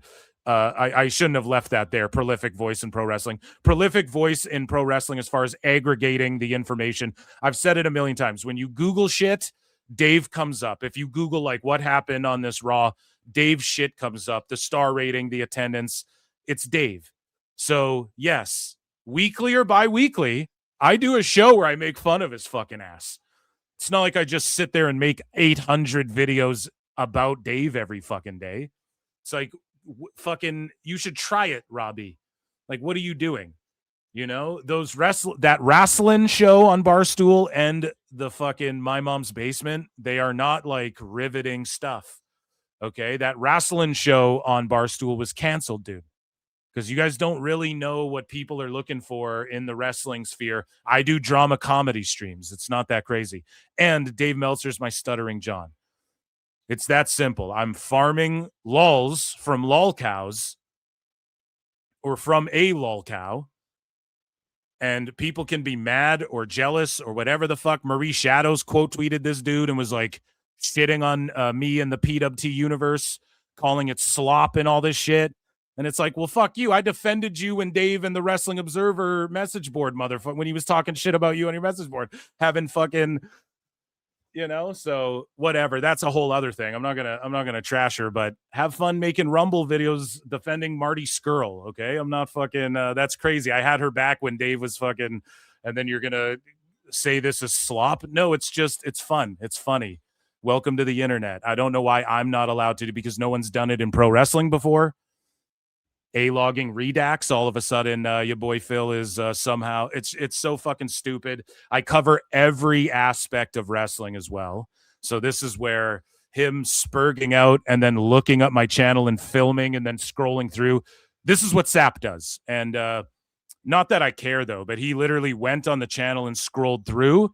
And I don't care that like he promoted the channel. Like people might go, oh shit, those thumbnails are clean. Let's see what this guy's saying. And I don't care, man. Like, if people don't like it or are jealous or envious that I do the show or they think it's stupid and pointless, that's fine. I don't give a fuck. But to pretend it's like an own when I cover literally all of guys, I upload clips knowing that they're going to get like 300 views about WWE or indie stuff, and I still do it. Go look at my channel, okay? And I still do it. Now, when it's something that's topical, everyone's talking about, that's WWE, yeah, those videos do a little better. But I know sometimes I do these indie fucking or miscellaneous news and I'm putting Hulk Hogan and Vince on the thumbnails and shit, and those don't get any views, and I still do it. Okay, so it's just the wide variety of things I cover. Yes, I have a show once a week and sometimes bi-weekly. I don't even do it every week, where I roast Dave Meltzer. Yes, that's true. Like, who gives a fuck? So anyways, though, he was like, yeah, don't make me continue to defend Meltzer, which he didn't do. I challenged him to, and he didn't fucking continue to defend Dave. Because I respond to this, right? And I go, what do I say? Yeah, I do a show where I A-log him, welcome to YouTube in 26. That's like pulling up Dave's YouTube channel or the Observer newsletter and saying, look, he talks about WWE a lot. No shit. Thanks for checking out the channel, though. Right? And then Buddy responded to this, I think, as well. Oh, yeah, so I bookmarked this here. I think he responded to that.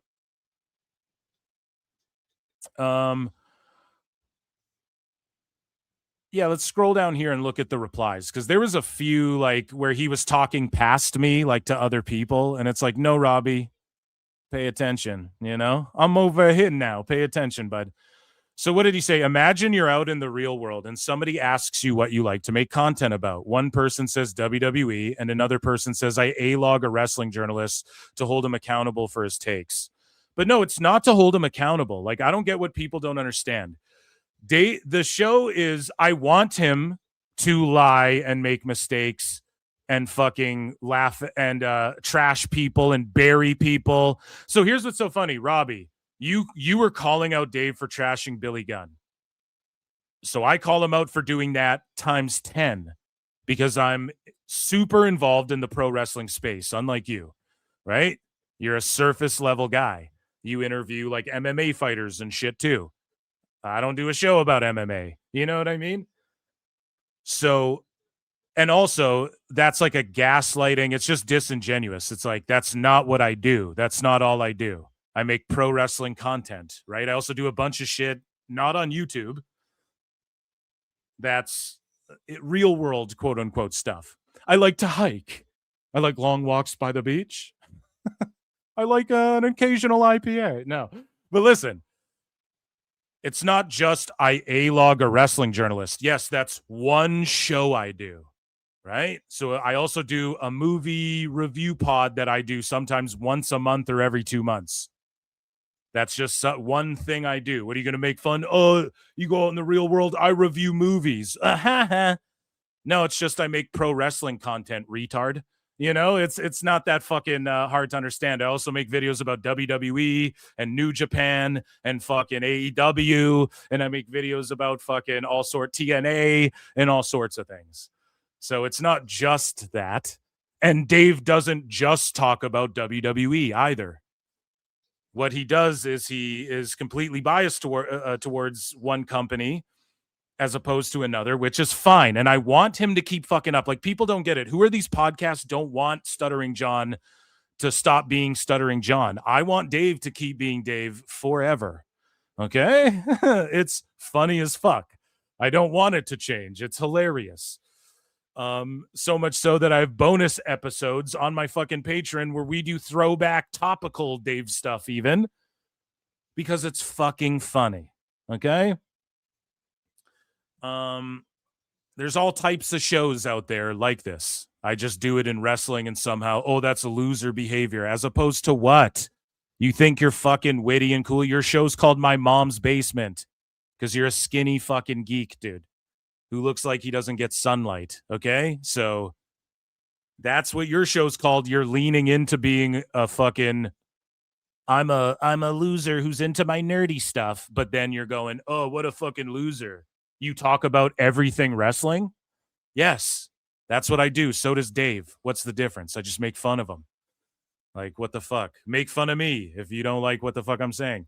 So yeah, and then like I respond to this because like that irks me.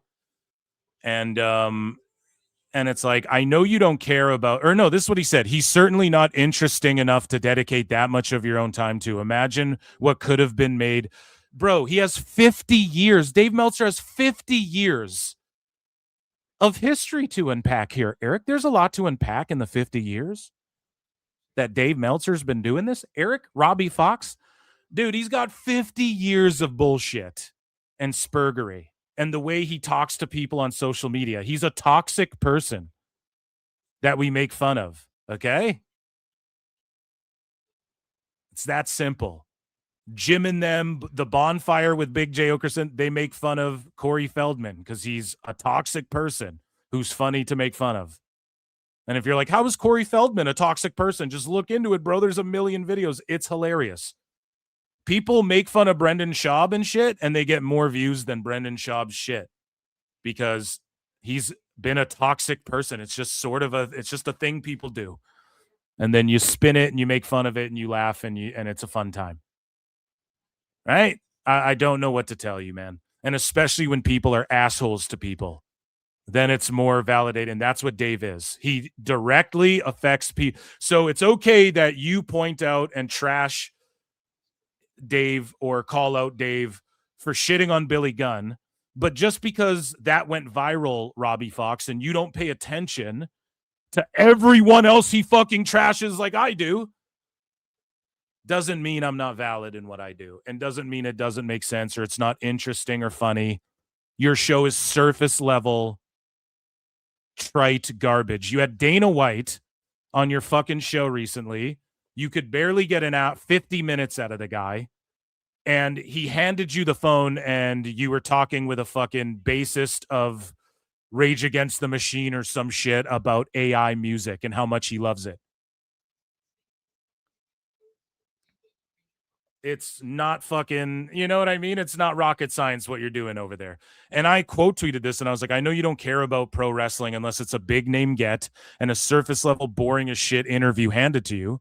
But I promise my pro wrestling drama streams are 1,000 times funnier and more creative than whatever you're doing, bro. And I get it. He plays music and shit. I'm not fucking talking about that. We're talking about our shows. If you gave me Barstool's resources, platform, and fucking like access to guests and shit, I'd crush you. I'd fucking smoke you and that wrestling show. A lot of people would, not just me, by the way. A lot of folks. Okay? The only lane that hasn't been tackled in pro wrestling is someone who really goes out there, and this is free game. Let your boy Phil drop some free game on you guys. There needs to be someone who shows up and starts doing like the 60-minute sit-down interviews where it's like the controversy, like the dark side ring of podcast, where people agree that they trust this person, and where we're getting like Robert Downey Jr. style walkouts, like Paris Hilton style walkouts of interviews and shit. There needs to be that guy that people trust in that way in wrestling, but everybody's working. So I don't think you can really ever get that in pro wrestling because everybody's working all the time. But that's the only lane that hasn't really been tackled. And if you don't understand this yet, I don't care if you're jealous, if you're fucking envious and shit and want to shit on my audience too, to try and kiss up to Robbie fucking Fox, then go ahead and do that. But yeah, I don't know what to tell you guys. This is something like, it's just Jocktobering. Like, get with the fucking times. Get with the times, guys. So this guy goes, whether you like Dave Meltzer or not, it's impossible to not laugh at these guys who talk about him like he's Osama bin Laden. I don't talk about him like he's Osama bin Laden. I talk about Dave like he's an old coot. Even if every accusation they lob against him is true, it's not accusations. Accusations! It's not accusations, bro. It would only make Meltzer a biased wrestling journalist, which hardly is a real crime. Yeah, nobody said it's a crime. Hey, guess what I say it is? He's just a biased wrestling journalist who we farm for lulz because he's a lol cow. It's called a lol cow. Right? And I tweet this out. They aren't accusations, and he's a lol cow. He's flat out said people were dead who weren't. Said he had internal WBD memos that was a fan-made spreadsheet he got off a rival Dirt Sheets Discord server. He affects wrestlers as jobs, is a condescending asshole to everyone online, and so much more. Wrestlers thank me for it. Wrestlers have thanked me for roasting Dave, guys. Surface level marks who are 1 foot in, 1 foot out on pro wrestling don't get it, and that's totally fine. But if you're a sicko, you're a wacko, you're a TNA hole, you're in the trenches, you love pro wrestling, this isn't your first time ever hearing about Jordan Oasis or Brittany Brooks, right? This isn't your first, you understand what an Orange Cassidy is? Then yeah, dude, it's, you know what I mean? People get it and people enjoy. There's a reason why the narrative shifting towards Dave as well. And so, yes, surface dwellers, casuals, I get it. I'm not trying to do anything. I'm not out here like the real news comes from the, like JD, you'll see him like, guys, Fightful said this and PWI said this and Dave said this. Other dirt sheets are good and only the Observer's shitty. No, dude, no. I make fun of all this shit. You know what I mean? And not only that, I just chronicle it. I just report it, I guess, if you will.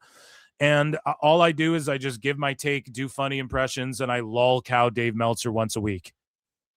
Once a week. It's the big fucking deal, you know? And that's the other thing. If you typed in Roman Reigns or any other person, type in Tony Khan, type in any of these other fucking names, and there's a million videos of them too. Because I upload and I drop videos every fucking day because I'm trying to get on my YouTube grind and I'm building over here. I know that Barstool handed you a platform. Okay? I know that Buddy's Pizza Bite reviews was then parlayed into you guys' surface level. But imagine this, though. Imagine, like, trashing Barstool for all of the NFL videos they have on their shit. Like, covering football. Yeah, I talk about pro wrestling. And then Robbie pretends like he doesn't understand that. You're either an incredibly dumb fuck or you're gaslighting people to try and win an internet argument where you got in your fifis about me just blanket statement saying it's an L to defend Dave.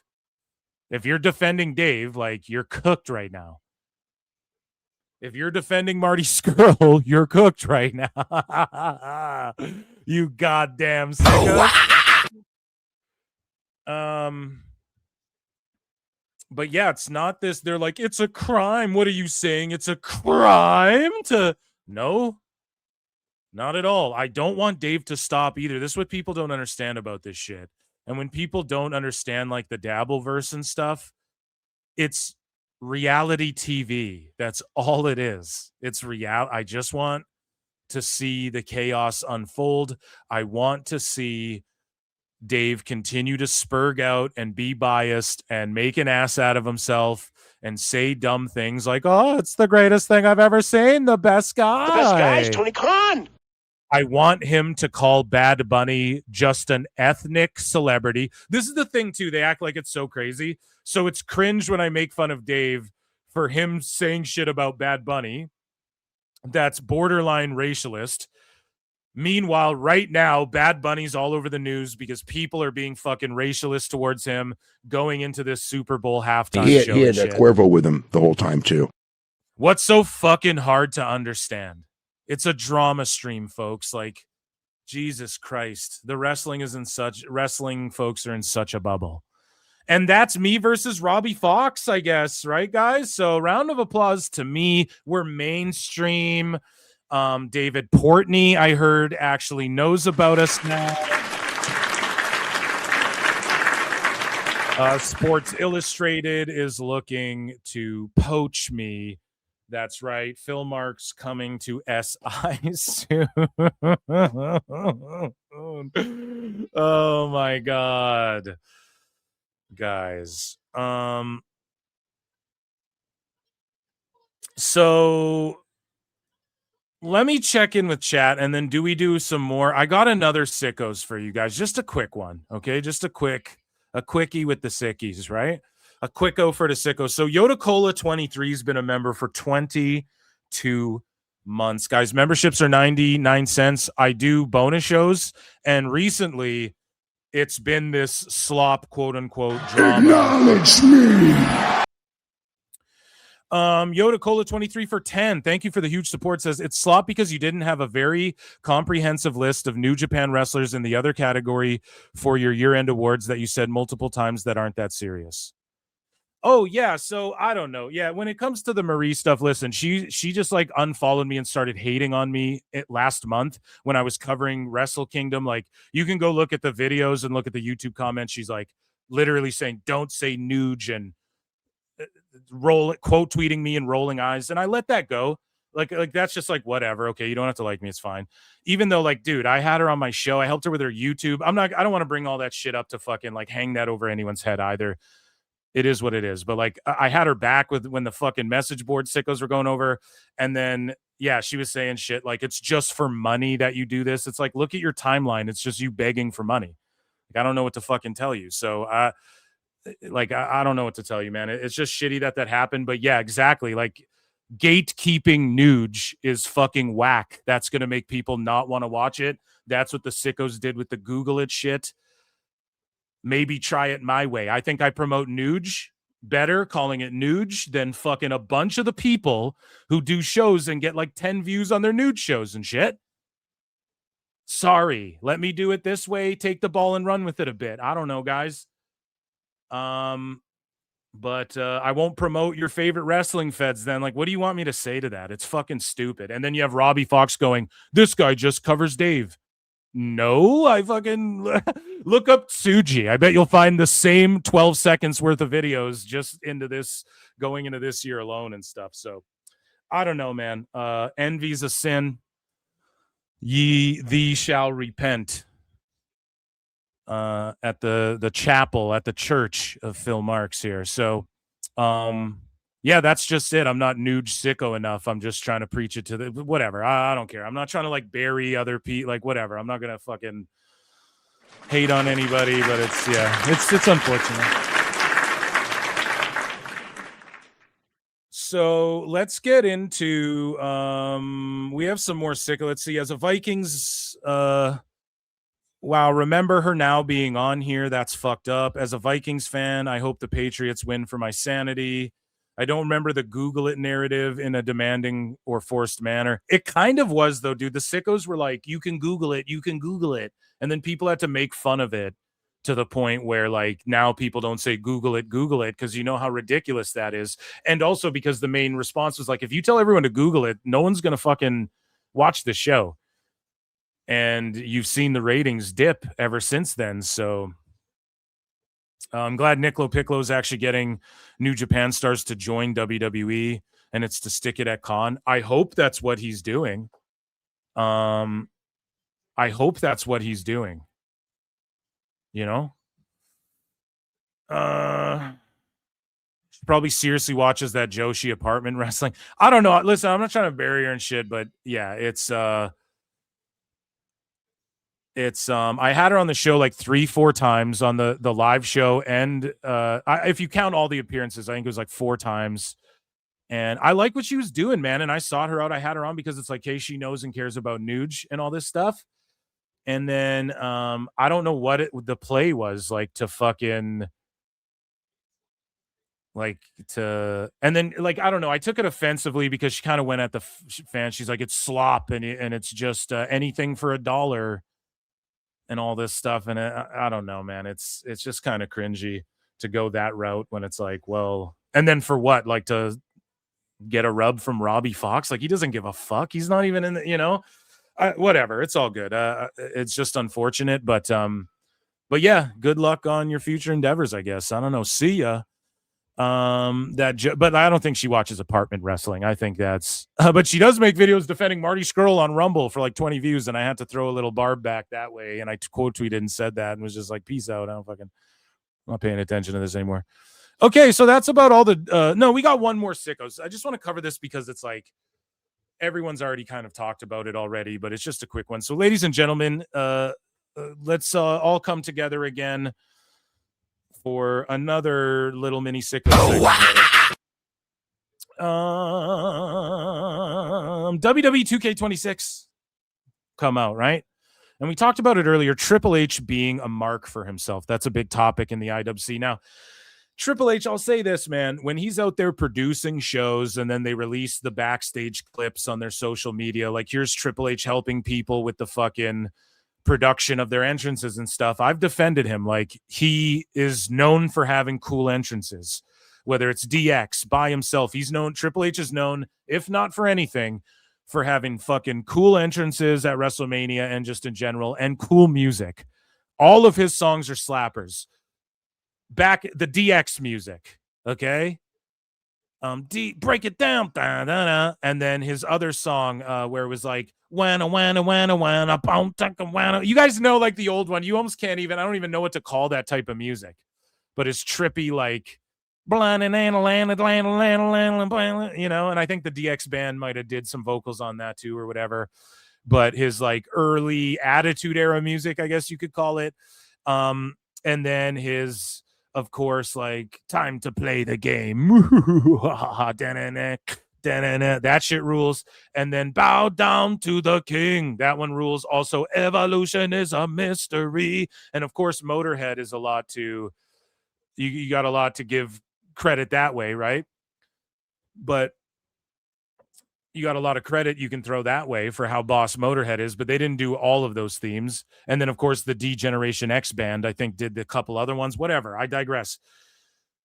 Triple H, he's known for entrances and music and doing cool shit at WrestleMania. So, yes, you want to talk to him about your gear, how you come across on TV. Plus, he's in Gorilla, and the buck stops with him. So I don't think he's that big of a mark for shit like that. Him being on the video game, I maintain my argument, like, it's just to tie together the Attitude, Monday Night War, all of that shit. You say Monday Night War edition and the King of Kings edition and the CM Punk edition, because he came in at the end and was kind of ECW mixed in with the Attitude or the Ruthless Aggression era. And also, if you know, Nick Khan's a huge ECW mark and they've been adding ECW guys. And so it just gives them a chance to blend. If you have CM Punk on the cover, Triple H, and then you go Monday Night Wars, then that encompasses like DX and NWO. And if you've been paying attention to the last handful of games, they have been adding a lot of Attitude Era type shit. They're rolling out some battle pass system that people are mad at. It sounds like a crock of bullshit as far as like what they expect out of you to grind this game. Like you buy the DLC, but then you have to grind to unlock the DLC anyways. It's fucking stupid. I'm with everyone on that, but Triple H being on the cover of this game really fucking triggered people. Okay. And so Jason G from the SAT says Triple H is a 9-time WWE champion and a 5-time world champion cope. And so these sickos are like, I agree. I think Triple H is a bigger egomaniac than Hogan and Vince, which is saying something.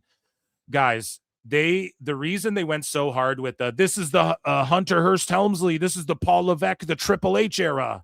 And the reason why they're sticking Triple H on the forefront and letting it be known so hard, so quickly, that he is the new face of the company, I believe that's a Nick Khan plan. Okay. Allegedly, that's Nick Khan's game plan because they are trying to wash the stink of Vince McMahon away as quickly as they can. And on top of that, he is a good performer and he can't go perform in the ring, but it's like a 2-for-1. Dude, we can get him to, yes, perform in these commercials. Celebrities love him. He has a Rolodex of fucking people he can call up to do these ads and shit. And not only that, like, he is the face that runs the fucking place, and they want to sort of go into a new era where Vince is washed away from that shit as far as like him being the owner. And I think this was Nick Khan's plan the whole time, and that's why they dove nose first, head first right into it, and they've really been beating everyone over the head with that notion. So I don't think it's ego shit. And I don't now, does it stroke his ego? Fuck yeah. Does it pop him a little bit to know he's still over and shit? And that people, yes. Do they boo the Authority in WWE? Yes. They booed him after they would have booed him if he went out there after the AJ match. It doesn't mean the AJ match was wrong or bad. Like everybody tried to extrapolate from that situation because they're fucking redacts. So anyways, Josh Smith says Triple H isn't allowed a mirror in his bedroom. He explodes at the sight of himself. Which I'm not saying that some of that isn't true. Like for sure the dude's got an ego. For sure the dude loves to perform. For sure he still wants to perform. There's probably a bit of that. But at the same time, man, they're just erasing like Vince is the owner and shit. They acknowledged Vince McMahon as a one-time winner. He might go in the Hall of Fame and stuff like this. But as far as, and it's not like we're going to Chris Benoit him, delete him from everything. And even Benoit now, they will touch on Benoit now a little bit, and they will show him and mention Benoit and stuff like that, which I think is appropriate. I don't think we need to honor him and put him in the Hall of Fame and all that stuff when it comes to Benoit. And I've been very clear on this, but I think it's appropriate to not like, let's just pretend he didn't exist when the Radicals came in and shit. Or even like WrestleMania 20, don't put him in the game and don't put that moment in the games and don't really dwell on those moments too much other than Eddie. But like, or if you show Eddie and Benoit maybe like hugging in the ring, but you show it from behind where you see Eddie's face and you don't like dwell on Benoit. But if you're like talking about the main events and then you show like a moment from the confetti fall or something, like I'm not fucking, or just skip over it. You have so many manias, you don't even got to linger on it, right? I'm like, it's just, I think it's important not to erase history or try and alter it, but you don't need to like praise him for anything either. And Triple H never did anything so egregious to where he doesn't deserve praise. He deserves a legendary status in the wrestling business, whether you like it or not. He's done legendary shit. He's the guy below all the guys. He's not quite The Rock and Austin and all of those dudes, but he was the guy when those guys weren't there. He was your go-to player. He was QB2, if you will. He was the sixth man. You call him in when you need him, and he puts up fucking 30 points and 10 rebounds, and you're like, oh shit, right? That's what Triple H is. So I don't know what people are mad about, but the King of Kings editions finally announced. This guy says the absolute self-stroking ego of Triple H has reached new levels of absurdity. Triple H putting himself on all 3 covers of 2K26 is so damn selfish. Stupid bald fraud. Oh boy. Was Triple H in DX and the World Heavyweight Champion in the Attitude Era? Oh yeah, then he should be on the cover of that, of the Monday Night War edition. And then what's the other cover? The King of Kings. Okay. So that's like saying Cena shouldn't be on the King of Kings cover. Or pardon me, this King of Kings. Dummy, the Farewell Tour cover or whatever the fuck they did for him. Pardon me. That's like saying Tonga Loa shouldn't be on the Bloodline cover they did because what has he done and shit? Like Triple H is fucking Triple H, man. Triple H is such a narcissist. Oh my God, LMAO, you can't do nothing but laugh for real. Literally nobody in the wrestling world has a bigger ego than Triple H. I don't know, man. Triple H goes and faces the noise after all of these PLEs, after everybody made up the lie that Triple H didn't want to face noise from the fucking media. He takes it to the people and he does the post shows in front of the people and they're way more critical. They'll chant fucking Edge at him and he takes it. So that was a lie. And then this whole like his ego is such a narcissist. Who is he supposed to put on the cover? The Hulk Hogan editions. And then you guys go, he's racist. Who's he supposed to put on the cover that you guys won't fucking cry about or that hasn't been on a cover? Undertaker just had a special, the Phenom edition or whatever. Could have been AJ Styles. Well, they were trying to keep AJ Styles. They were trying to keep him signed. And they didn't want him to retire. And then this guy goes, imagine Vince putting himself on a WWE video game cover. And this is a problem too. We're dealing a lot of times, and I don't know how old like that Robbie Fox kid is and shit, but we're dealing with people like if you were born in 2005 or whatever, it's like, shut the fuck up, kid. You know, like you don't have fucking, I was born in the 90s and people tell me to shut the fuck up. And I look to, you know, some people will go, oh, you're in your 30s, you haven't even done shit yet in life. Like there's a lot of people who look at it that way. So it's like, shut up. But you're dealing with kids who didn't even know SmackDown versus Raw is a thing. Right? And so Vince was on the cover. You know, Triple H was on the cover. The fucking McMahons are in every fucking game. Like, I don't know what to tell you. Vince McMahon was one of the biggest characters. He's been the world champ. But Triple H was world champ before he was Booker and stuff. You know? So Nick Khan's a huge fan of him as well, and he has say and input on a lot of stuff, including the games. All right? So, yeah, that was people getting mad at the WWE 2K covers, and that, ladies and gentlemen, was our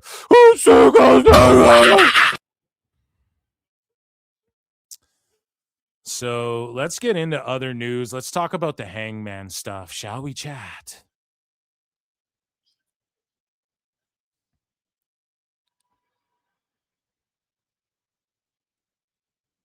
Let's get into this Hangman stuff. Hangman's cutting a promo. Speaking of Hangman,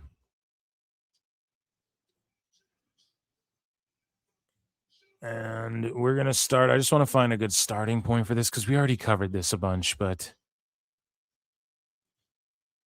we will head over here. What's chat saying? I gotta hydrate, guys. Hit like, hit subscribe. Almost 300 watching. Run those likes up to 100. Shout out Jose the assistant who's in the chat with flutes, throwing them flutes up. I'll return in 8 hours when he finally gets to the good stuff. Yeah, dude, this was actually just the intro to PWT this week, folks. It was the intro.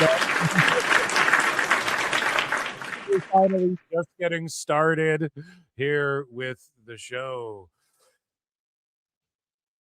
So, yeah, I want to pull something up over here. What the fuck is chat saying? Yeah, guys, I did a bonus episode of Dave Meltzer Dumb Moment of the Week on Patreon as well. So make sure you guys sign up for that. And I go over Dave Meltzer's list of best friends. You're my best friend. You're a real bad bitch, Brian. You'll be surprised where Brian Alvarez and some of these people, where it took him as far as like years deep into their relationship to deem them best friends as well. It's fucking hilarious. So here, I'm trying to pull up YouTube. I want to look at the poll in the chat, and I want to take a look at the likes. Let's get to 100. We're at 60. We have well over 160 people watching on fucking YouTube. So make sure you guys run those likes up to 100. I asked what match are you guys most likely or most looking forward to tonight on Dynamite? MJF versus Brody King, Omega versus Andrade El Idolo, Hangman versus Mark Davis, or Ricochet versus Jack Perry. And you guys voted Omega versus Andrade. That's what I voted myself as well. And no on as fun at AEW shows. They're just happy they're contributing to the death of wrestling. You gonna review the Tony video from today? Oh, most certainly. We're on Tony Khan watch, of course. We're on Tony Khan watch, and that will be in AEW news for sure. And it's crazy because when you look up Tony Khan on X, the second account that comes up is called Tony Khan Coke. And it's just brutal, buddy. Like, but yeah, of course, we have Tone. We have Steamboat Tone. And so Yeah, we'll pull up this picture. We'll just start with the photograph itself. Look at this photograph. 39 likes to get to 100, says George Capture. Thank you, good sir. Yeah, so ladies and gentlemen, let's head over to this segment that's not really AEW news, but it is the beginning of AEW news. But first, a word from an AEW superstar. I know we had Jose the assistant in chat, but another one is here right now. Let's see. I look and see it's not just me. So many others have stood where I stand. We are the young, so raise your hand. They call us problem child. We spent our lives on trial. We walk an endless mile. We are the youth gone wild. We stand and we won't fall. We're one and one for all. The writing's on the wall. We are the youth gone wild. Let it get wild. Yay!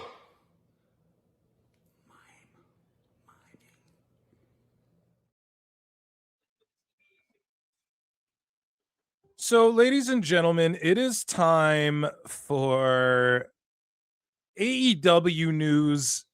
In a way, I guess we'll just hit them with one of these. And we'll hit them with one of these. But recently, Hangman Adam Page was spotted in a picture at a Cracker Barrel. And he confirmed what I said as well. It's not like they ran into each other. Like they were having lunch together at fucking Cracker Barrel, dude. With the old logo, too. None of that new modern shit. Fucking woke gay motherfuckers ruining Cracker Barrel. No. Jokes aside, though, it is the old fucking sign, if I'm not mistaken. And they went to a good old country Cracker Barrel. And Adam Page was with Marty Scurll, and Marty Scurll posted this to his Instagram, and people melted down, and we covered Matt Cain's take on it. I think we have a little bit more of Matt Cain's take on this situation as well. I think we have a couple more tweets, but basically he completely went off on Brock Lesnar for shit, and then is like, I can understand why people would be friendships are complicated things. It's like, buddy, shut the fuck up, man. Like, no one's asking Hangman to cancel Scurll or don't be friends with him, or maybe they are. I don't know. And yeah, I don't like me personally, bro. I would probably not be cool. I don't know anyone who's done some shit like that, and if I did, I would probably not be cool with them personally. Just that's all I can say. But when it comes to Hangman, it's not even about, oh, you have to denounce him and not be friends with him. It's just like, yeah, maybe don't be buddy with him publicly when you publicly take time to virtue signal for women. And I just call women or women's wrestling and all that shit he's doing. And don't be a virtue signaling, pandering fuck. And then take pictures with this dude. Wasn't Hangman like a fucking teacher for high school students as well? And I don't mean to be that guy, but it's like, you would think he would be like extra offended by what Marty Scurll allegedly did, right? Allegedly fucking did. I don't know. Okay. Allegedly. I don't know if anybody's been charged or what's going on there, but you would think he would be like, didn't he teach high school kids, bro? Like, you would think you'd be fucking anyways. But Hangman gives an interview to noted IWC fuckface, butt sniff, John Alba, journalist John Alba of Sports Illustrated. And he had this to say. Hangman Page addressed it head on, which shout out Alba actually for just asking him about it. And yes, is it a safe space where if Hangman wanted something cut out, or maybe it was live, I don't know, but was it a safe space for him with Alba? Absolutely. Did he know he was going to be asked about the shit by Alba first? Abso-fucking-lutely. Absolutely. And so this is what gets said here by Hangman. He says, I don't want that photo to seem like some kind of endorsement or I have any interest whatsoever in whitewashing what he did. So you're fucking Epsteining, bro. So what's happening right now is there's a bunch of people in Epstein files that are dropping. Clearly a bunch of people did a bunch of bad shit. Makes you sick to your fucking stomach. But a bunch of people are also like, well, that absolves me. I'm only in 10 pictures with them and I'm totally absolved, even though it's like millions of files that they're probably not even a quarter of the way sleuthing through and connecting dots like the last few days or whatever. And you're fucking Epsteining him, dude. You're like, well, hey, this isn't my buddy. Did we get lunch at Cracker Barrel? Sure. I don't mean to endorse him, but did we fucking split the Uber there first and the fucking appetizer? Yeah. Did we split the check? And does he have my fucking Cash App so he can fucking quickly hit me back for getting the fucking schooners? Yeah, dude. What's that Cracker Barrel? What's one of their fucking menu items? I'm not familiar. Right? But it's just so funny. It's like this isn't an endorsement, but we did carpool here together, right? It's so whitewashing what he did or any interest or intention of rehabilitating. And I'm not saying Hangman would do or whatever the fuck, but and also there is the thing that should be noticed that like Scurll, whatever he was accused of doing, I guess was legal wherever he is, right? So and I was a big Marty Scurll fan. Who wasn't? He had those the villain shirts and all that shit. I mean, the crowd fucking went nuts when he came into NWA. Everyone was like, oh shit's gonna turn around. But then boom, just a fucking wave of these guys.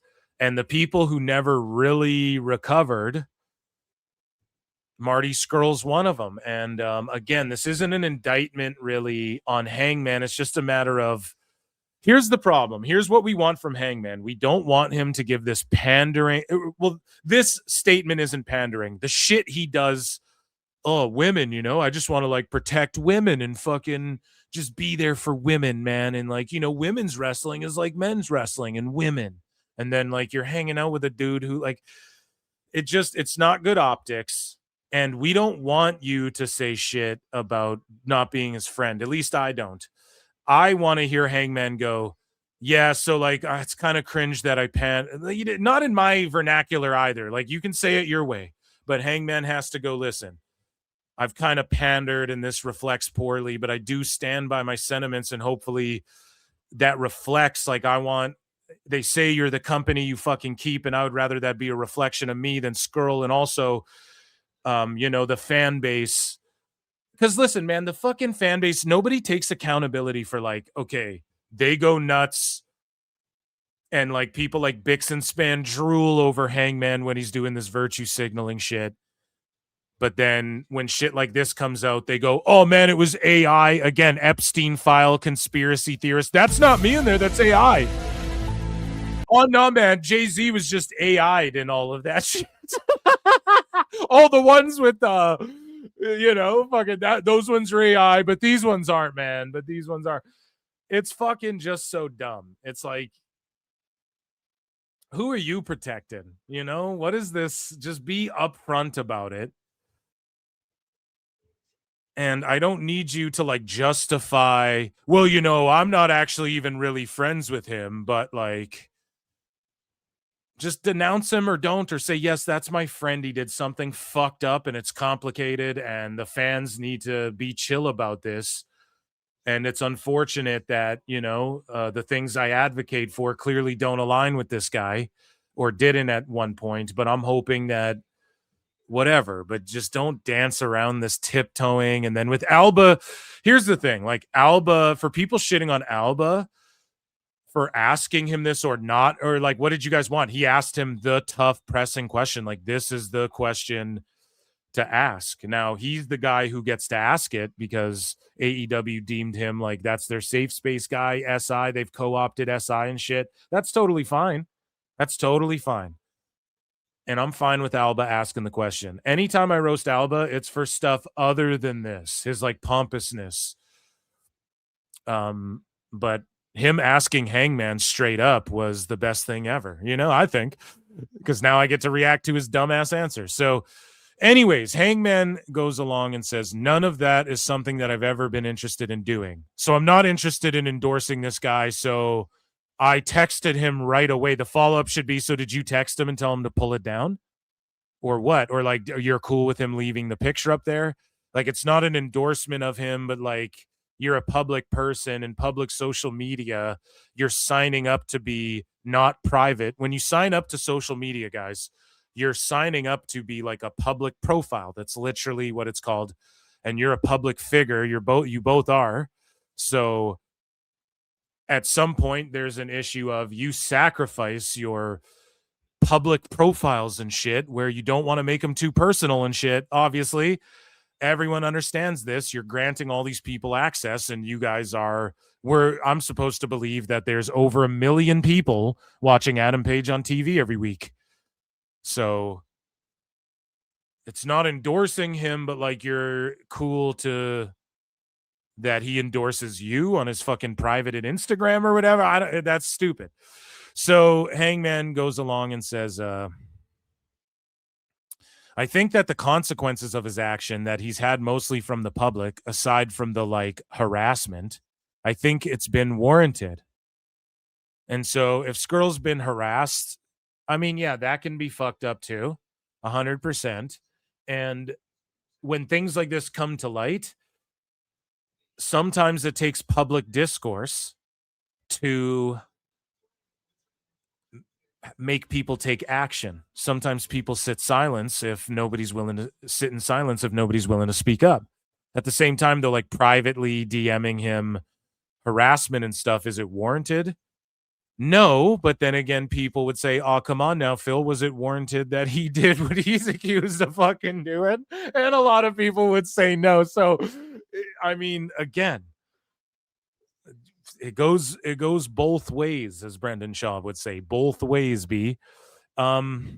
So he goes on to say, not now, not ever. Okay, none of that is something I've ever been interested in doing. Not now, not ever. And I think the consequences of his action that he's had mostly from the public, aside from like harassment, I think they've been warranted. So I kind of want to make that clear.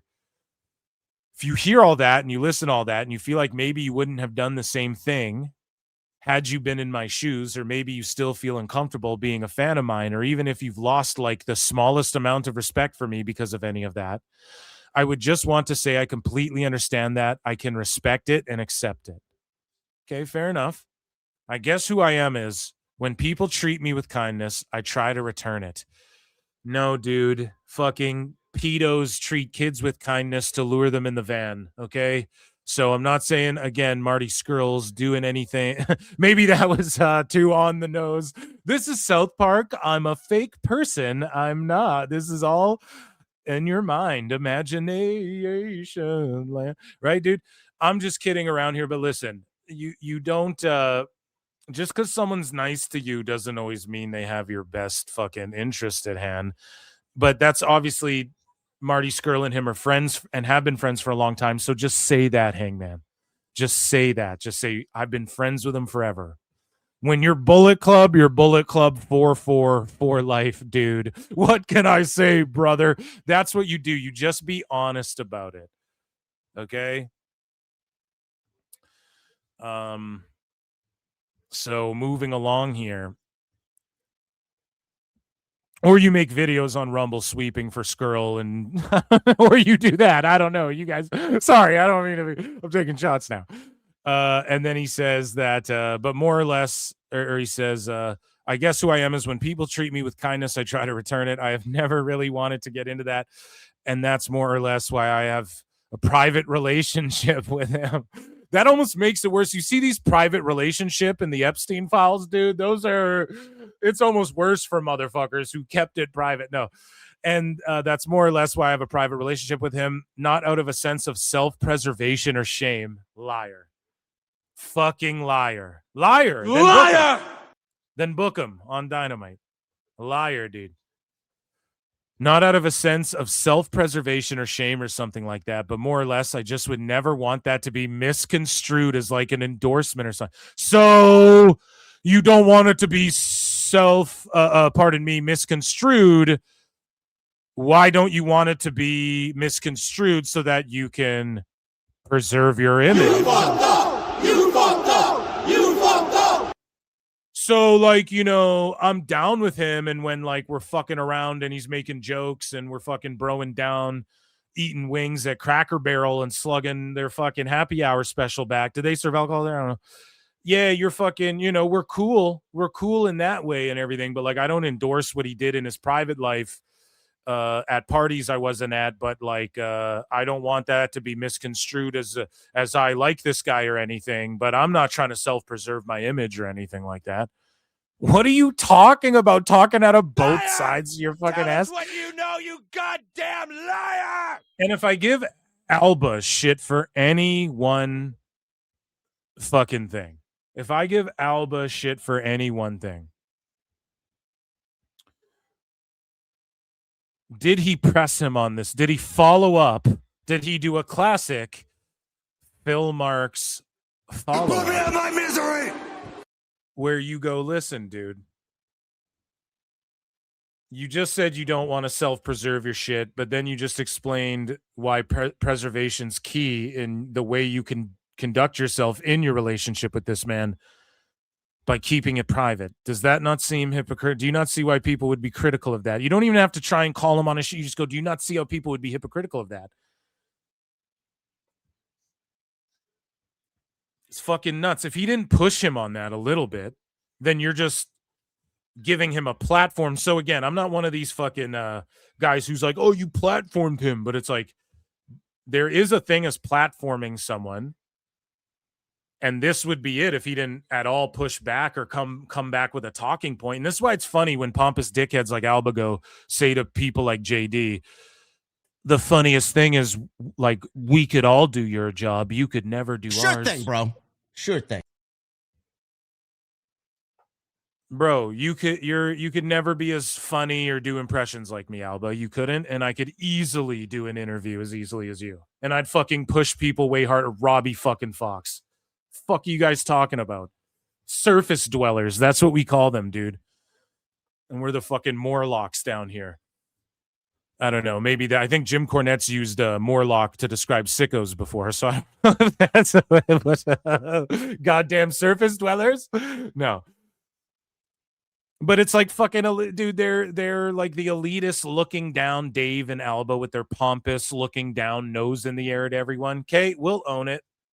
We'll own it. What's that movie, Elysium, where all the elites are like in the sky and shit?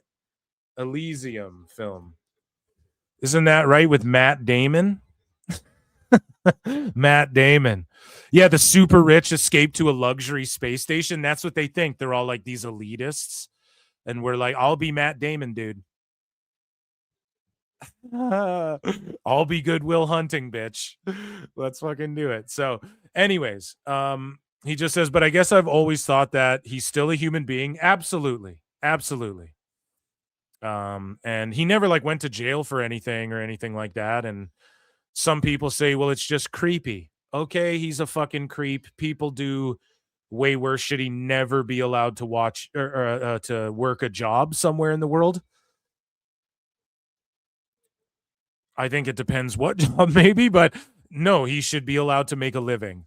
Are people well within their right to go, we don't want to hire him, we don't want to see him on our TV, we don't want to fucking support this guy and buy tickets to see him wrestle? They're well within their right to do that too. And that's how you let people decide. And yeah, I mean, he says, Hangman says, and that relationships are complicated, but they're still relationships, and he's still a human being. I don't know. I think I'm doing a fair job of keeping the same energy like John Cena with Vince McMahon. Yeah, that's been his friend for how long? He's changed his fucking life. Scurll and Hangman know each other. It's not like this dude it's not like they found videos on Scurll's phone like the ones found on Epstein list. I'm still going back to that. That shit's crazy. That shit's fucking crazy. I think Ashley Massaro was even brought up in that shit. That stuff's crazy, man. But and it's pressing. It's like, it's crazy we're just sitting here like talking about wrestling when that's really going on in the world. But you know, it's not like Marty Scurll had a situation like that. And I guess just trying to be fair, give everyone their fair shake of things. Scurll, it was, I guess, a legal situation. So yeah. And with Vince, I say the same thing. He didn't go to fucking jail. This lady wanted money and she was down with the pee-pees and the poo-poos and the fucking weirdo shit. The deleted scenes from Eyes Wide Shut shit. You know what I mean? If that's what the fuck is going on, I mean, whatever. It's a freak off or whatever. And she was getting paid, but then it became like trafficking, I think is whatever. Cena, he hasn't gone to jail, and Cena's best friends with him. I'm not going to go, well, Cena's an evil person. But when asked about it, just look at his answers. Look at Cena's answers to the Vince thing compared to Hangman's answer with this Scurll thing. He's just completely skirting, going like, I don't want to have this misconstrued as I'm this guy's friend or anything, but I mean, we shared an Uber and split the appies. Like, it's cringe, bro. Just say it. You know, just fucking say it. So moving along here, and I hope I was fair. I tried to be really fair, and but we get like sickos and people chiming in and Bichtenspan and all of these fucking guys. So this person here, Cosmic Angel Vel, says Hangman was a high school teacher. His students were the same age as Marty's victim. Oh, I have so much I could say about all of this, but that fact alone is haunting. And do you know what's crazy in the news too? There's a lot of like female teachers banging young students. You guys see that shit? There's so much of it. I don't know. Maybe there's a lot of stories with male teachers being involved in it too, but it just seems like lately there's a lot of fucking white ladies sleeping with little kids, man. You know what I'm saying? I don't know what the fuck's going on there either. But Hangman fans applauding his statements on the pic he took with the sexual predator are so funny, man. He obviously doesn't care enough or think it's that bad if he still wants to sustain that relationship. And that's the thing right there. So again, I didn't like quite get that point across. So thank you, Nug at Nugs Miles anyway on X. Makes a good point though. Like, if you maintain that relationship, then clearly what he did, like possibly like, I don't want to like allege that he doesn't care, but it's like, does it matter to you that much then? And is it something everyone should excommunicate him? No, but I feel like Marty Scurll gets sort of the Tessa Blanchard treatment in a way where what has he done to like sincerely own up to this in any way? That's sort of the thing with Tessa. Like, some people just feel as though, and this is some of the wrestlers feel this way with Tessa, that she hasn't really owned up to everything she's done. She kind of skirts around it. And that's what Marty, I think, gets heat for more than anything. And that's why we make fun of Joey Ryan, because it's like he makes these videos like it's cancel culture. What is cancel culture? It's like, bro, you're fucking years too late. The cancel culture. You're making cancel culture videos, dude. You made people grab your dick and are a fucking weirdo, like, go away. So, but Joey fucking claims he's made strides in the right direction, but whatever. His cringe ass theater drama, high school theater class, fucking drama class videos where he's coping aren't it, Chief. And so, yeah, Nug points out, though, like, he obviously doesn't care enough or think it's that bad if he still wants to sustain that relationship. Any kinship to him should be dead after that some sentence. Now, yeah, dude, I think it, like, people, like, I don't know, was Scurll preying on girls? Like, I don't get it. I don't know the ins and outs. I should, like, do a deep dive one day or something and, actually go into it, or I'll get fucking JJ can DM me all about it or something.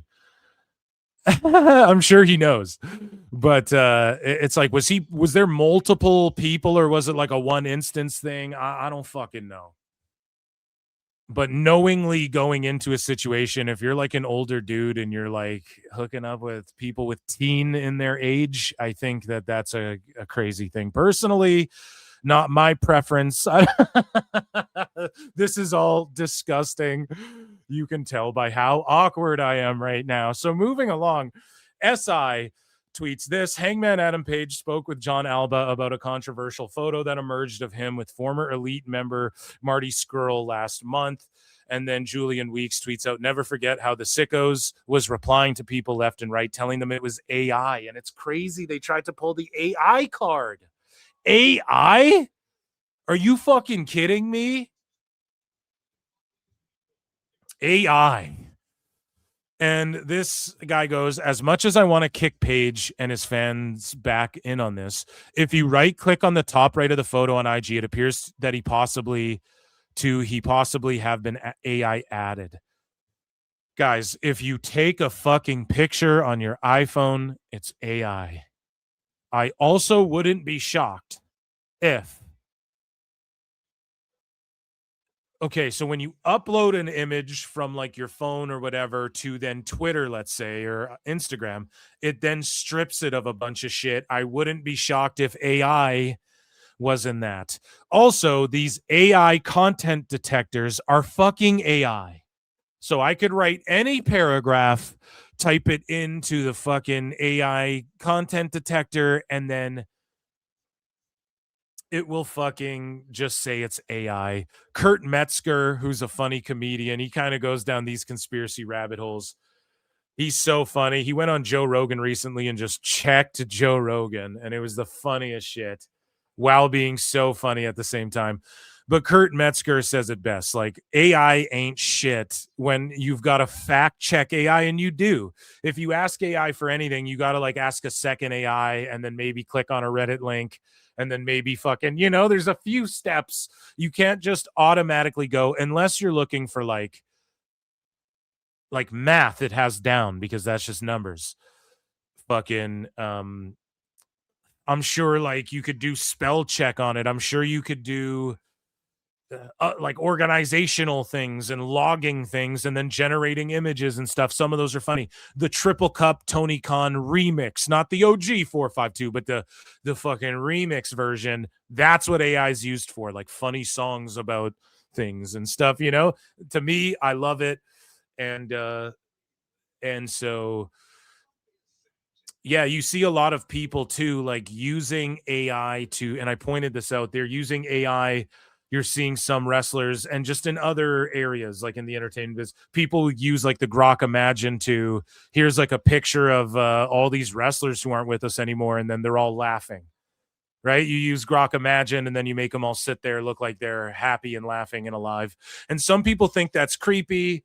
And I do too, in a lot of ways, but at the same time, like using these AI content detectors, AI is going to tell you the truth about if it's AI is going to fucking, that's the only way it's going to take over the world, is if dum-dums like that are left in charge of everything, which apparently they were, man. Apparently the Epstein files, you guys see this shit? They were all over fucking Xboxes and 4chan and Reddits. They were like, Ghislaine Maxwell's like a fucking Reddit supermod and shit. Epstein's like all in these game forums and he's all in these crazy internet sleuths, sickos, I tell you.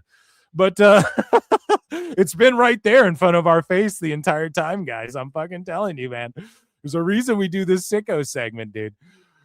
We need to reinvestigate that guy who's the pastor's son with the fucking people chained up in his basement. We need to it's connected to Pizzagate. No. Can't let it go. Sorry, guys. So, yeah. Anyways, they tried to cop out with the AI thing. It's AI.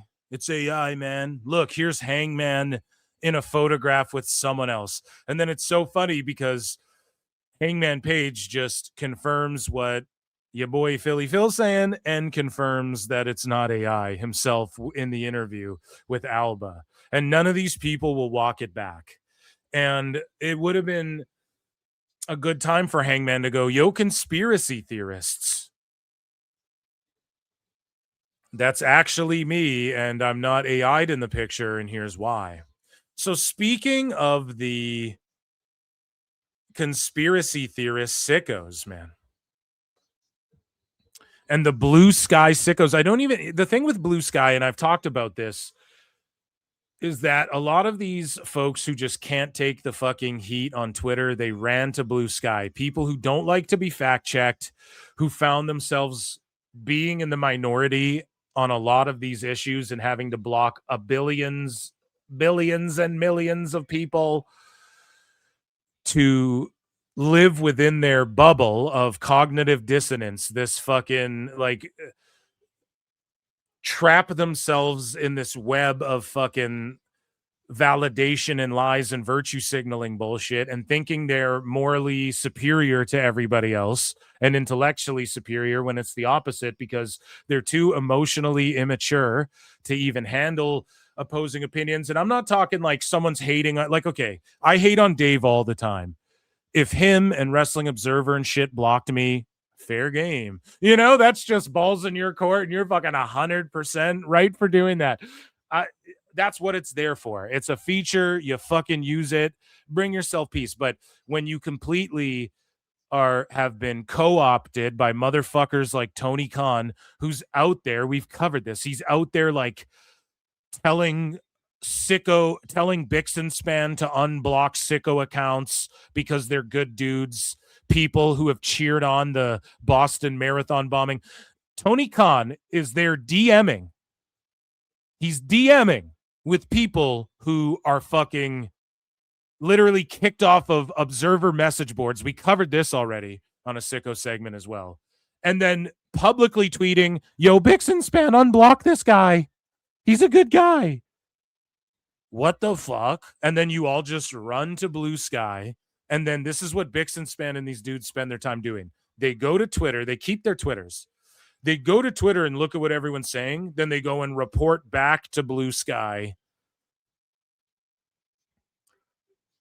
what's going on Twitter, and then getting triggered over there where nobody will say, you're a retard. Stop being a baby. Right? So when you look at Twitter right now, trending, and I'll just talk about what's trending live on X right now in Canada. The Muppet Show is trending. The Fall Off is trending. Savannah Guthrie, Joe Biden, Samuel Blaze, Shinsuke. Let's look at, and that's in my for me, I guess. So McKenna in sports, Panarin, Chris Ball, Dynamite's number 4 trending. Also Andrade's in there. McAvoy, Epstein's trending. You know, like news, entertainment. So Bernie, the Save Act, Save America. But I have to like go to news to see the world burning down, right? When you go to Blue Sky, like they show you the overall trending right away, and it's always like, so look, and I don't follow any accounts, but immediately it's AEW, it's AEW Dynamite, Andrade versus Omega, AEW, and then the Melania film, because they're all crying about the Melania Trump film that fans seem to love and the critics just fucking hate. I don't know one way or the other. I will not watch that shit. There's nothing you could get me to watch that shit. That's cringe as fuck. Who cares? You know what I mean? Who gives a fuck? A documentary about Melania. You were fucking hot and married a president. But you scroll the timeline and like, I don't follow anything on Blue Sky. I just have one to post my show. And all it is like doom and gloom. And then AEW shit comes up in my feed. So it's just like sickos who are over there crying about fucking the world ending and Trump and all this shit. And that's fine. That's totally fine. But it's just, it's so much delusion. And then at the same time, they want to go off about, to me, it just seems like pandering, virtue signaling bullshit. And then at the same time, they're going to go over there and cry that Hangman is actually a good guy and protect theirs and their own over there. And we know Hangman famously quit X for Blue Sky. So it's just, I called it the bubble paradox. That's kind of cringe. I get it, but that's what it's the Blue Sky paradox, if you will. But it's like these people who think they're like operating on a higher plane of consciousness when really you've just boggled and dumbed yourself down by locking yourself into this social media bubble. But then you guys still creep over on Twitter and then report back to Blue Sky. Just stay on Twitter and talk over there. I don't get it. It's so weird. So Bixen Spanish here sweeping, and he goes, I've talked to a few wrestlers who kept up friendships with people we generally agree on being obviously guilty of what they're accused of, and one did it in the face of the accused, threatening to kill himself, feeling that not being there as a friend would betray the historical friendship. So I get it. So the excuse is, one guy said, hey dude, I'm suicidal. So he said, I'm only this guy's friend. I would never be this guy's friend, Bix, but I'm still his friend because he would have killed himself if I wasn't his friend. So I stayed his friend, but I don't condone his shit either. Who is that? Say who it is. That's the cringiest shit I've ever heard. That's crazy talk. So Bixen spans quote tweeting, quotes blue skying himself too. Under the circumstances, I feel like this is a fair answer, I guess. Keeping up some degree of friendship, hoping you can get them to do the work and come out the other side is at least understandable. Then why isn't this what you wrote about Vince? Why isn't this what you wrote about Brock? Why isn't this what you The best wrote guys, Tony Khan. Put that shit to a beat, dude. Why don't you keep the same fucking energy? You greasy sumbitch. And it seems like he realizes Scurll basically shanked him by posting the photo without permission. No, he doesn't.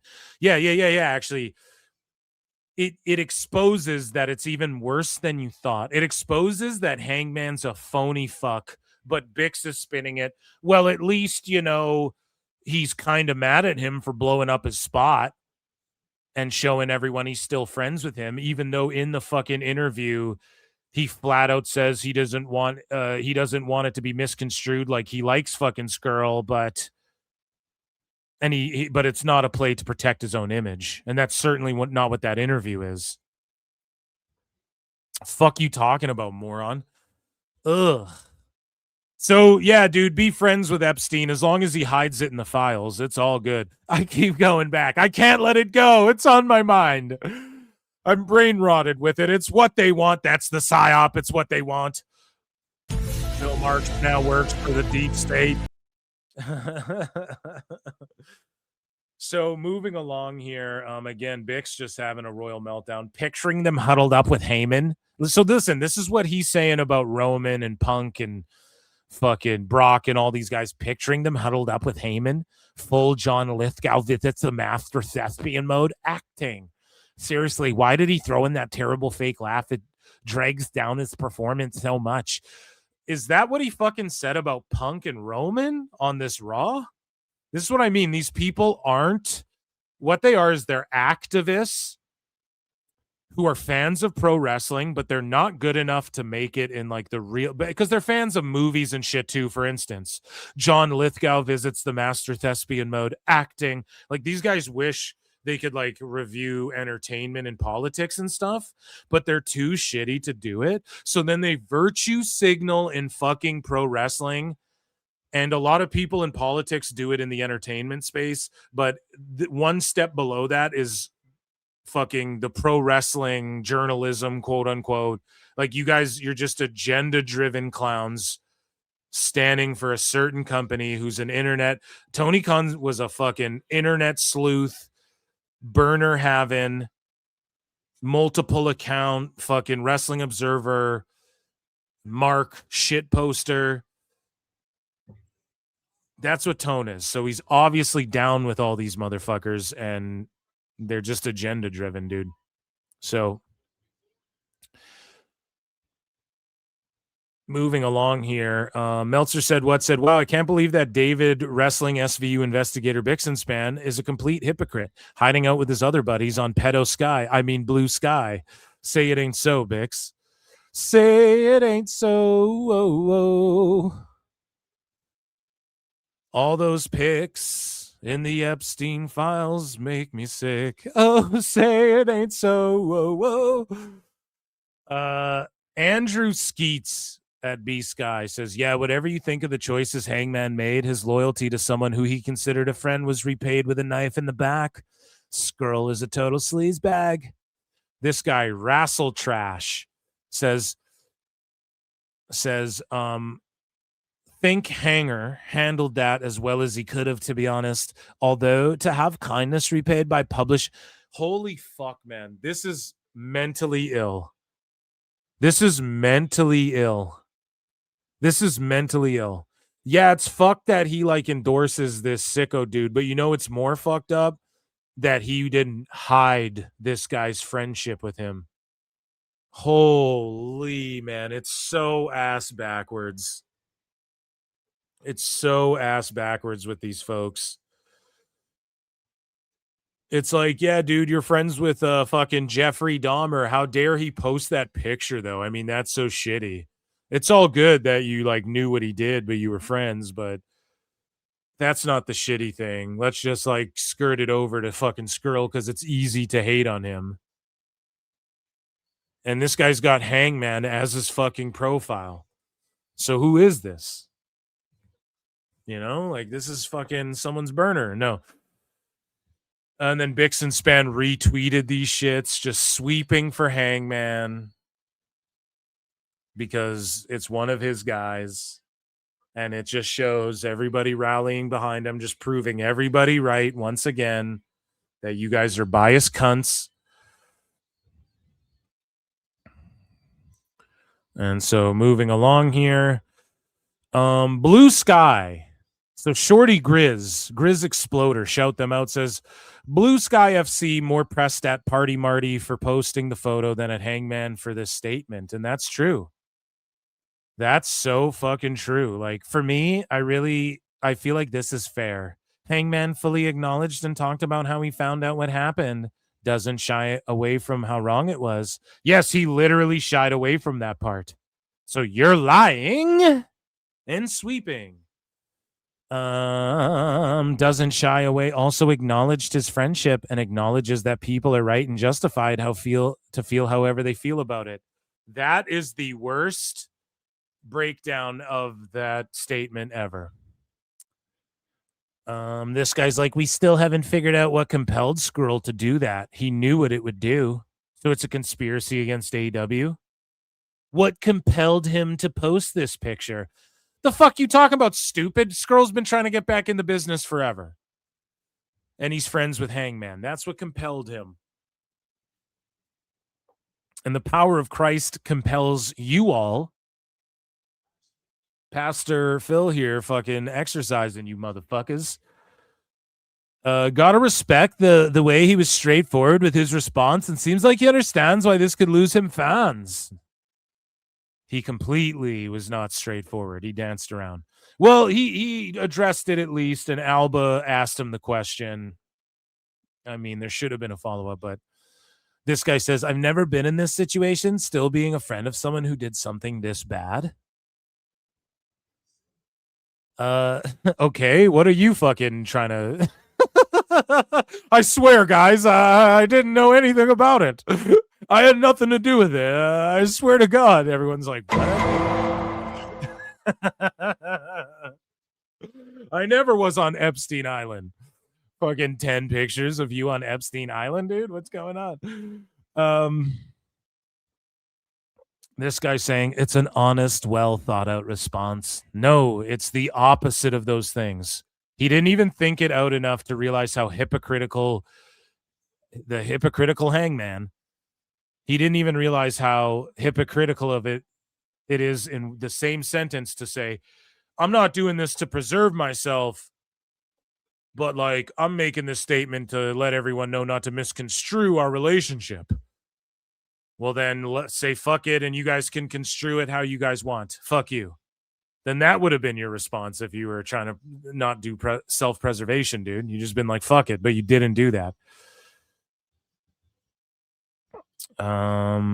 He isn't trying to recoup Marty's image or vouch for him. He's an old friend, and he's trying to privately not alienate a man who has to live with the consequences of his actions. Life's messy and complicated. I don't think less of Paige for it. And then this guy goes, I thought it came off as honest, but not well thought out. It's thank you. Thank you, whoever this guy is. I'll give you a normal voice now. He says, I thought it came off honest, but not well thought out. It sounds like someone's still kind of processing things themselves. Processing what, dude? The guy drank around someone who was 17 and he fucking slept with her allegedly, or whatever the fuck happened, and they were all drunk, and it's creepy. Allegedly. It's fucking creepy. Just accept that. Just accept that. It's a joke in movies. Oh, that guy graduated 2 years ago. Yeah, and he's dating the freshman fucking whatever, Betty Boop, you know? That's a fucking thing people make fun of. It's creepy. It is what it is. And it was much older than that, too, I believe, right? Am I not? I think I'm pretty accurate. And then this guy goes, honestly, honesty is all we can ask for. We don't know the depth of their friendship. What difference? Yeah, they were blowing each other. Like, who gives a fuck what the depth of the fucking friendship was? What does that change? We all have friends we've stuck by when they badly messed up. True. You know, drunk driving can kill people. We all know someone who's gotten a fucking DUI and they may have not killed anybody, but it's fucking horrible, and you just hope they can be better and stuff. Absolutely. But no, I don't think anybody was saying abandon him. It's just acknowledge the fucking discourse around these fucking sickos who sit there and cope, and your fucking boss who goes, Harvey Weinstein. And then but then you guys like Marty Scurll and shit. Like, you know what I mean? You have to have the same energy, address that. Yeah, it looks hypocritical, I guess. Whatever. No comment. Moving on. That's just what you say then. John Cena. Yeah, he's been my friend for a long time. Just don't be a pandering, hypocritical fuck about it, and don't sit there and seem guilty, because now when we see Hangman going, oh man, women, you know, I just women are great and I totally love women, and it's like the Jamie Kilstein effect. Everybody Google that. Jamie Kilstein's this dude who fucking was a stand-up comedian, and then during like the woke let's cancel everyone era for just like making jokes and shit, he was on the forefront of it, and he had a feminist podcast, and he white knighted for all these women, and then a bunch of women came out and said he was a fucking big time creep. You know what I'm saying? And that's what it is. You see these dudes who are overly like, yeah, women, they're fucking weirdos. Okay? And they weird women out. I fucking assure you of that. And it just seems like when Hangman does this, oh man, women's wrestling, you know, women, it's like, what are you really doing other than just being a pandering fuck? Because Tony Khan's never going to change the way he books women. Maybe doing a little bit better just of booking in general, though. So it's not just the women. He's maybe doing a bit better of like, let's book matches people want to see, and let's give them a reason to look forward to that match. Again, Andrade Omega had a banger tonight, and I don't think people saw Andrade winning.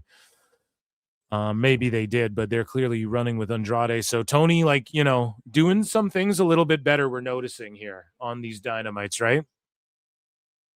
Wrestlers pacing their matches out, I think, a little bit better time-wise. Anyways, though, when it boils down to fucking Hangman, it just seems like he's doing that to, like, again, save face and protect himself from, like, well, I'm buddies with Marty Scurll and Joey Janela and shit. And so to save my own ass, because I wasn't involved in, instead of just saying I wasn't involved in any of his freak shit, you know, he never got fucking charged of anything, and I haven't really asked him about it because, to be honest, I don't want to know. That's like his private life. We're friends, sure.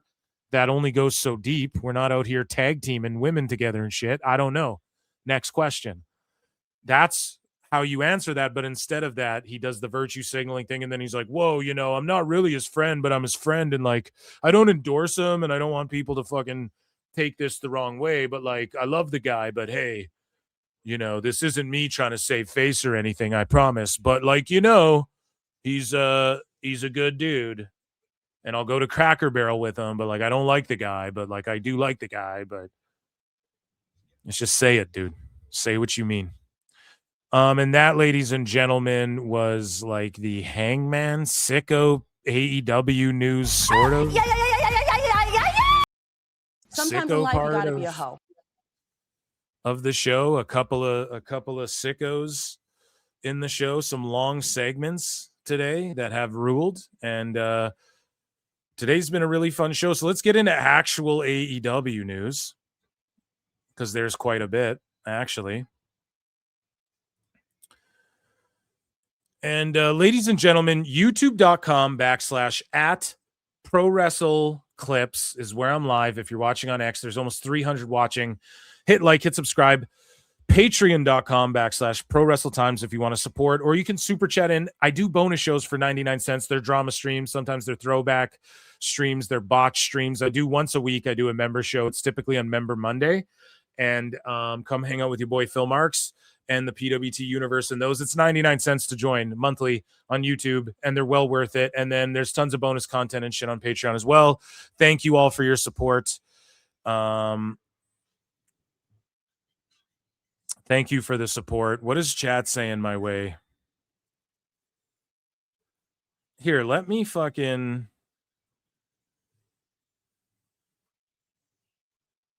Let's see here. They're doing an ad for Scream 7. That looks dope.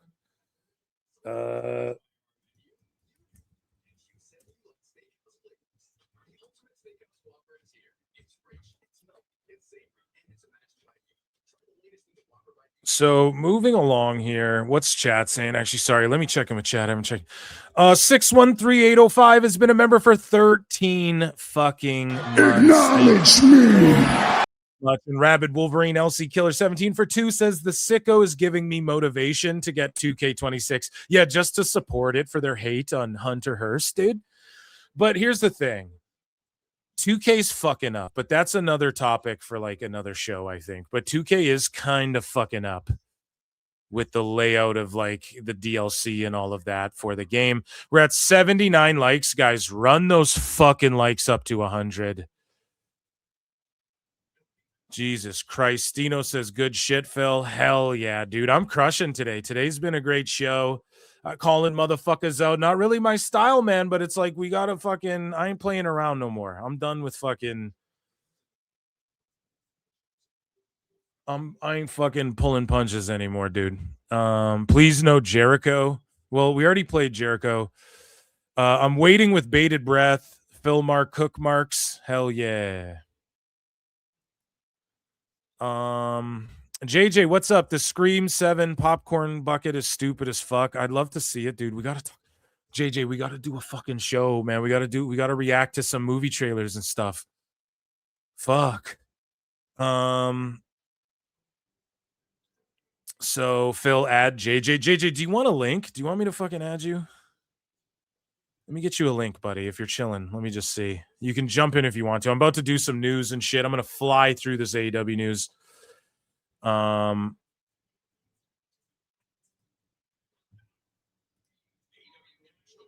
right here. Okay, let's see, dude. Yeah, and give me your take, because, okay, are you itching? Yeah, sorry, I'm just looking through chat, buddy. Sorry, I'm cooking. When I'm cooking, I ain't looking, you know? You're a poet and didn't know. When I'm cooking, I ain't looking. Oh.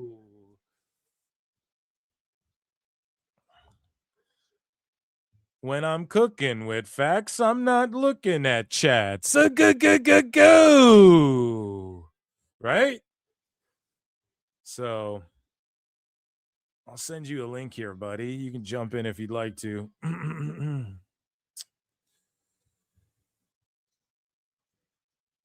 There you go. On X there, dude. I sent you a fucking invite link if you want to jump in.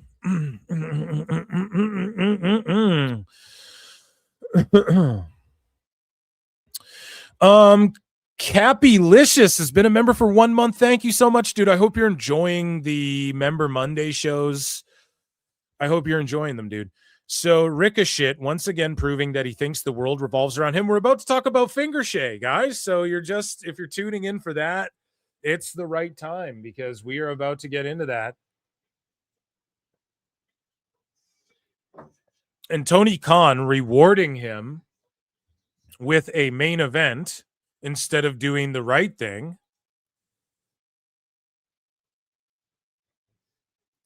And instead of doing the right thing, and damn, Death Valley on the outside. I need to tweet this out.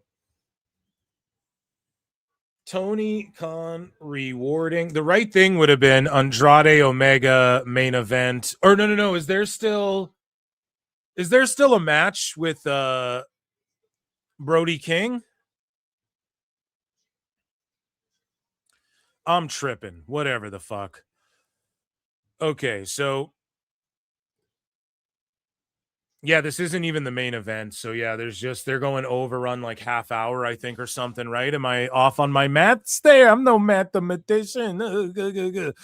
Okay, so JJ, where the fuck are you? Because if you have something to say on this,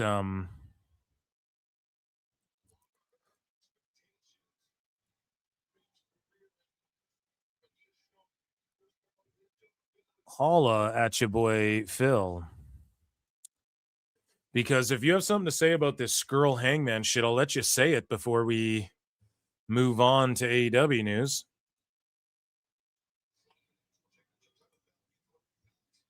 You just pop in if you're popping in. We can't wait around. It's getting late over. So, ladies and gentlemen, it is time for AEW news, of course, featuring none other than Fingershay this week. And the best guys, Tony Khan. And of course, let's all together Ichi ni Sanda for AEW news. So Ricochet, man, he has been really embarrassing himself lately by, doing all this fucking sweeping for AEW. And he had a complete and utter meltdown. And Drainmaker's like, oh, he's dropping bombs today. And it's really just cringe. And the only time people talk about Ricochet is when he's talking about WWE. It's the only time any people talk about AEW, really. And also, this is entitlement, and I'm about to explain why. Entitlement stems from getting shit that isn't earned. And aside from Dave Meltzer fucking stars and the paycheck Tony Khan gave you, because he's a mark for two things: Meltzer stars and people who used to be in WWE. You got this huge paycheck. And here's my biggest problem too, when everybody goes, oh, but the wrestlers get paid. Here's the thing. WWE, it's justified because this is like a global entity. You can justify saying we demand $3 million a year. Even if Becky Lynch goes out into the world, is she going to do a 3 million gate, or is she going to do 3 million worth in revenue just herself that year? Possibly in a WWE setting where you're a global fucking enterprise, not out on the indies, she's not gonna, but it's like you're a global thing, toys, reality shows, lunch boxes, fucking blah, blah, blah, blah, blah, blah, blah. I don't know if kids use lunch boxes anymore, but all of these things, t-shirts, all of this stuff. Yeah, you're going to recoup your investment on her. And she's also a part of these bigger deals that are greater than fucking 80 billion for the Rumble and 800 million bagillion for the fucking whatever, for the Netflix deal and blah, blah, blah, blah, blah. Now, that shit matters if you're wheeling and dealing and doing deals like that. Tone's just overpaying people because Ricochet is making more money than he'd ever draw anywhere ever. And look at AEW. They're not this global enterprise fucking thing. And their attendances aren't that great. And all of these things, like, NXT, TNA can draw similar numbers of people. So you become entitled when you're given shit that you haven't earned. And Ricochet never earned the main event spot in WWE. Okay. He only got his spot in NXT Black and Gold because people are like Lucha Underground. Well, Lucha Underground got fucking laughed out of existence in that era for the most part. Okay. And then they fucked a bunch of people over on contracts, and it was a fucking TV show. It was a TV show. Okay. That audience who came in there, it was all pre-recorded and shit. And I'm not shitting on those crowds were hot and shit for Lucha Underground, but when they filmed the matches and stuff. But let's be real here, dude. It's getting filled no matter what. It's not like he's drawn as Prince Puma. No one fucking calls him that anymore. He hasn't been Prince Puma in years. Okay. Dave Meltzer gave him all these fucking stars. And so Tone appreciates this guy, but he's booked the same way. He's just a mid-level guy in AEW. But he does this bootlicking shit, and Tony rewards him. That's totally fine. It's just cringe as fuck to be so ungrateful for WWE. When if Ricochet went from what he was doing before to AEW, people would give 10 times less fucks. You met your wife in WWE. Are you ungrateful for your wife? No, but I didn't say that. No, but you are saying that because you're saying WWE just wasted years of my life, or did it give you hundreds of thousands of dollars? And let people know who the fuck you and your wife are on a bigger scale. Did you get most of your followers for your shit in New Japan or for being in WWE? It's all you got to ask yourself, buddy. Joining me on the show, JJ Alexander, ladies and gentlemen. Round of applause. So before we read these tweets, JJ, what do you make of this Ricochet spurg out over WWE here? He's chasing clout again because he's in that irrelevancy spot again, and because he has nothing to do, no matter if he has one of the 18,000 belts they have or not. This is what he does. This is the only way he can be seen now, is by trolling on fucking Twitter and thinking that that's getting heat and he's a good heel and all that. No, it's stupid. It's juvenile indie bullshit. And isn't it fucked up when Ricochet sees that AEW did a good rating on Collision, good quote unquote. I mean, it's a bit of a boost. TNA saw a bit of a boost too. None of you guys are freaking out about that, but when Ricochet sees Collision and Dynamite both kind of do good numbers back to back, and then you're gonna muddy it all up, like, what, Ricky? You're fucking feeling yourself so much? Is that why you did this? Because you're just feeling yourself, and you're like, let me just fucking spurg out on everyone about the Fed right now. Like, you just did a couple good ratings. Keep the momentum going in your favor. Plus, you just sully it with this shit. Plus, it's also to detract from the Adam Page stuff right now. He's trying to get the views away from it. Yeah, that's exactly it. Thank you for bringing that up. I think it has to do with drum up shit, get the attention off of fucking, the whole Hangman situation. So moving along here, Ricochet says, same thing happens to Balor, Shinsuke, Apollo, and many others. Hold on, though. How many times did Ricochet re-sign with WWE? At least once. Many years was Ricochet in WWE? 5 years on the main roster. He re-signed a talent extension in 2022. There you go, bro. That's not even long ago. Fucking stinky Ricky, man. Shut up, bro. Shut up, bitch. Fuck's sakes. That's terrible. That is fucking terrible. So he says WWE kills legacies. Bro, more people know Prince Devitt and about fucking Bullet Clubs and Finn Balor's legacy than, because of WWE. If he stayed in Nuge, no one would know about it. Bullet Club got more popular because Balor went to fucking WWE, and because AJ Styles and Anderson and Gallows were too sweeting and shit, they brought that back. It's fucking so cringe to say shit like this. Shinsuke, bro, come on, man. Shinsuke wrestled for the WWE title at Mania. Oh, he didn't win it. Who gives a fuck? I don't think he beat Brock either at the Tokyo Dome. What are you talking about? Like, his time came. He did his thing. He's revered. Shinsuke is revered. Okay. And he's still there, and he gets to work on his terms right now.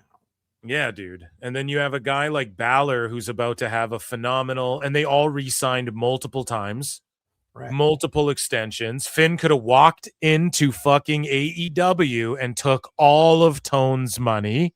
Finn Balor, come on down.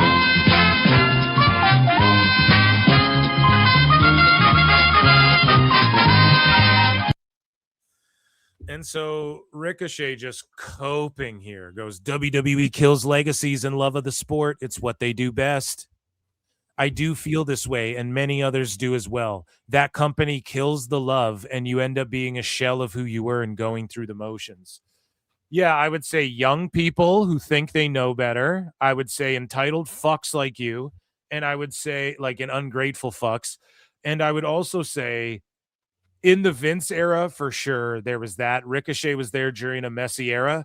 But what about the love for them? Like, dude, you were sticking your finger up your asshole, and then they hired you, dude. And then they gave you a fucking job when the world was looking. When did Ricochet get hired by WWE exactly? It was like 2016, I believe. So it was before the pandemic and all that shit, dude? Absolutely. Yeah, so he was there for a long-ass time. They kept you through the pandemic and all of these things. Zero fucking, but they also fired a bunch of people. Yeah, but they didn't fire you. Right. Oh, but my friend got fired. Yeah, that's the pro wrestling business. Mm-hmm. That's Hollywood, baby. That's show business. Like, I'm sorry, but it's what they do best. It's being a shell of who you were and going through the motions. They don't. They haven't for a while. Even when I was IC and US champ, they meant nothing. I promise the U.S. title means more than your fucking international title, bud. I mean that. I'd argue El Generico has a better legacy than Sami Zayn. You are coping and seething. You just can't accept what you're seeing. Yes, you're coping and seething. The truth it is scalding, and now you are molding and coping so hard, coping and seething. The largest crowd that El Generico ever worked in front of was like 1,300 people. Yeah. And now look at Sammy when he goes to Saudi. Right. A better legacy, too. Like, what a dumb, fucking, stupid, dumb, dopey thing to say. So Ricochet goes, they took my love of pro wrestling away.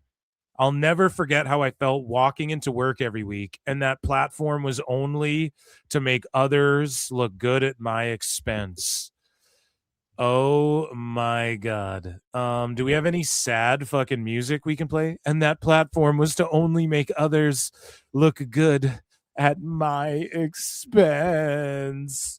And I told them I'd rather quit and go back to the indies and make whatever I'd make there than come back next week. Emotional damage. I promise Ricochet would have fucking re-signed with the Fed or just signed with TNA if AEW, like if AEW wasn't going to give you all this money, more money than WWE or whatever, then what were you going to do? It's crazy. Many discovered me at a time where my talents and legacy were being taken advantage of by a company that didn't really care about me. That's the wrong way of thinking about it. Dirtbags and lily pickers. Ricochet, many people only Lex, did you know Ricochet before? Yeah, me neither, but many people only know you because of going to WWE and the platform they gave you. However, more people have been following me since before WWE and appreciate what they know I can bring and what I can do, no longer want to watch. No, see, people are watching WWE. They're not watching AEW if you compare the two. One's way ahead, one is way behind, and has been falling behind year after year after year, is down year over year over year over year over year. You're sitting here saying that some people who didn't follow you, they see what you can do. Buddy, if you just, and I'm not, do what's best for you in your career, but if he had just waited a year or two, he'd be out there having flippy matches in AAA and stuff like that, and he'd be known by an even bigger fucking, he'd be blowed up right now having matches, and he's like, well, I don't want to do that, but that's what you're doing in AEW. Right.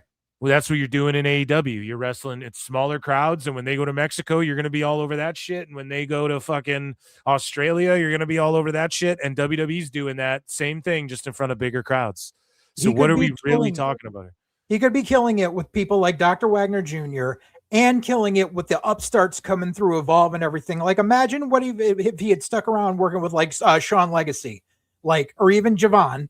Like, there's things that he could have done, but he has main character syndrome where he thinks he's a bigger thing than he is, and he's not. He has a very visible ceiling that the rest of the planet can see, and the only two people that can't see it are him and his wife. Man, and speaking of not being able to see it, like Brody King just came out and beat MJF, squashed him in 2 seconds. They wardlowed Brody King because Tony Khan has like 3 ideas. So that's what was that an eliminator match?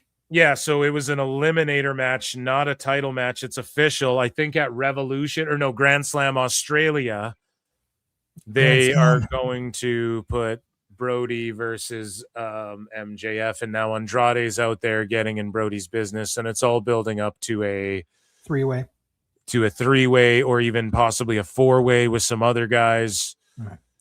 And so that means that Ricochet won't, but I'll tell you who won't be in that match. Fucking Ricochet, who's out here sweeping to try and divert headlines and to try and also garner some hype, I guess. I don't fucking know. Like, he's just feeling himself because these big ratings,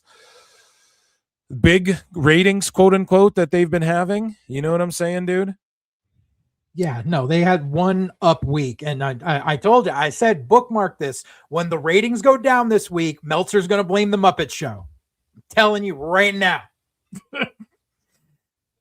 And so let's move along through some other news here, because we have ratings talk. We're talking about ratings right now. And of course, there's a schmoz, because there's always a schmoz.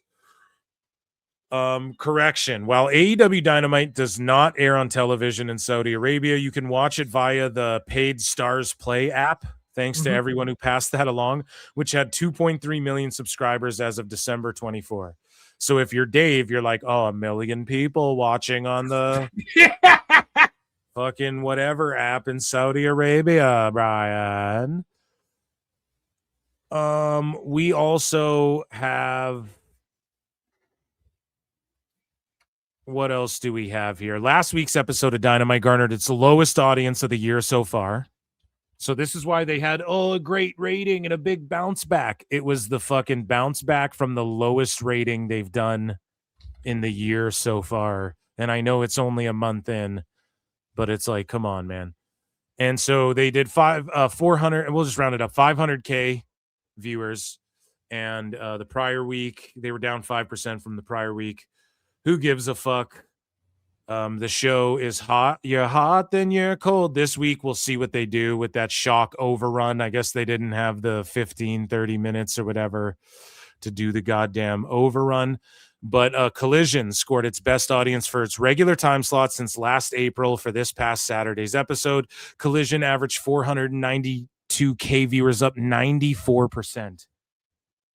They like fucking 100%ed almost their previous thing. What do you make of that? Their previous rating. What do you make of that, dude? It was a fluke. It was a fluke, but like it's not because he stacked up the card or any people are saying that he stacked up the card. I think tonight he tried to do that too, like Andrade Omega, like that's a kind of big match, and they've been building up to it by having Omega and Andrade involved with the title and all of that. Nah, it was a fluke week. There was no big sporting event happening, and there might have been word like people may have tuned in, like the internet may have tuned in when Ciampa showed up and stuck around for 2 segments. Fair enough. And then, like, was he even there this week? That's the thing. He cut a promo in the back. No, he won the title on fucking Collision. And like new TNT champion, that's supposed to be the secondary belt in the company, and now he's nowhere to be found. Oh boy. And so the key demo at a 0.07 was up 250%.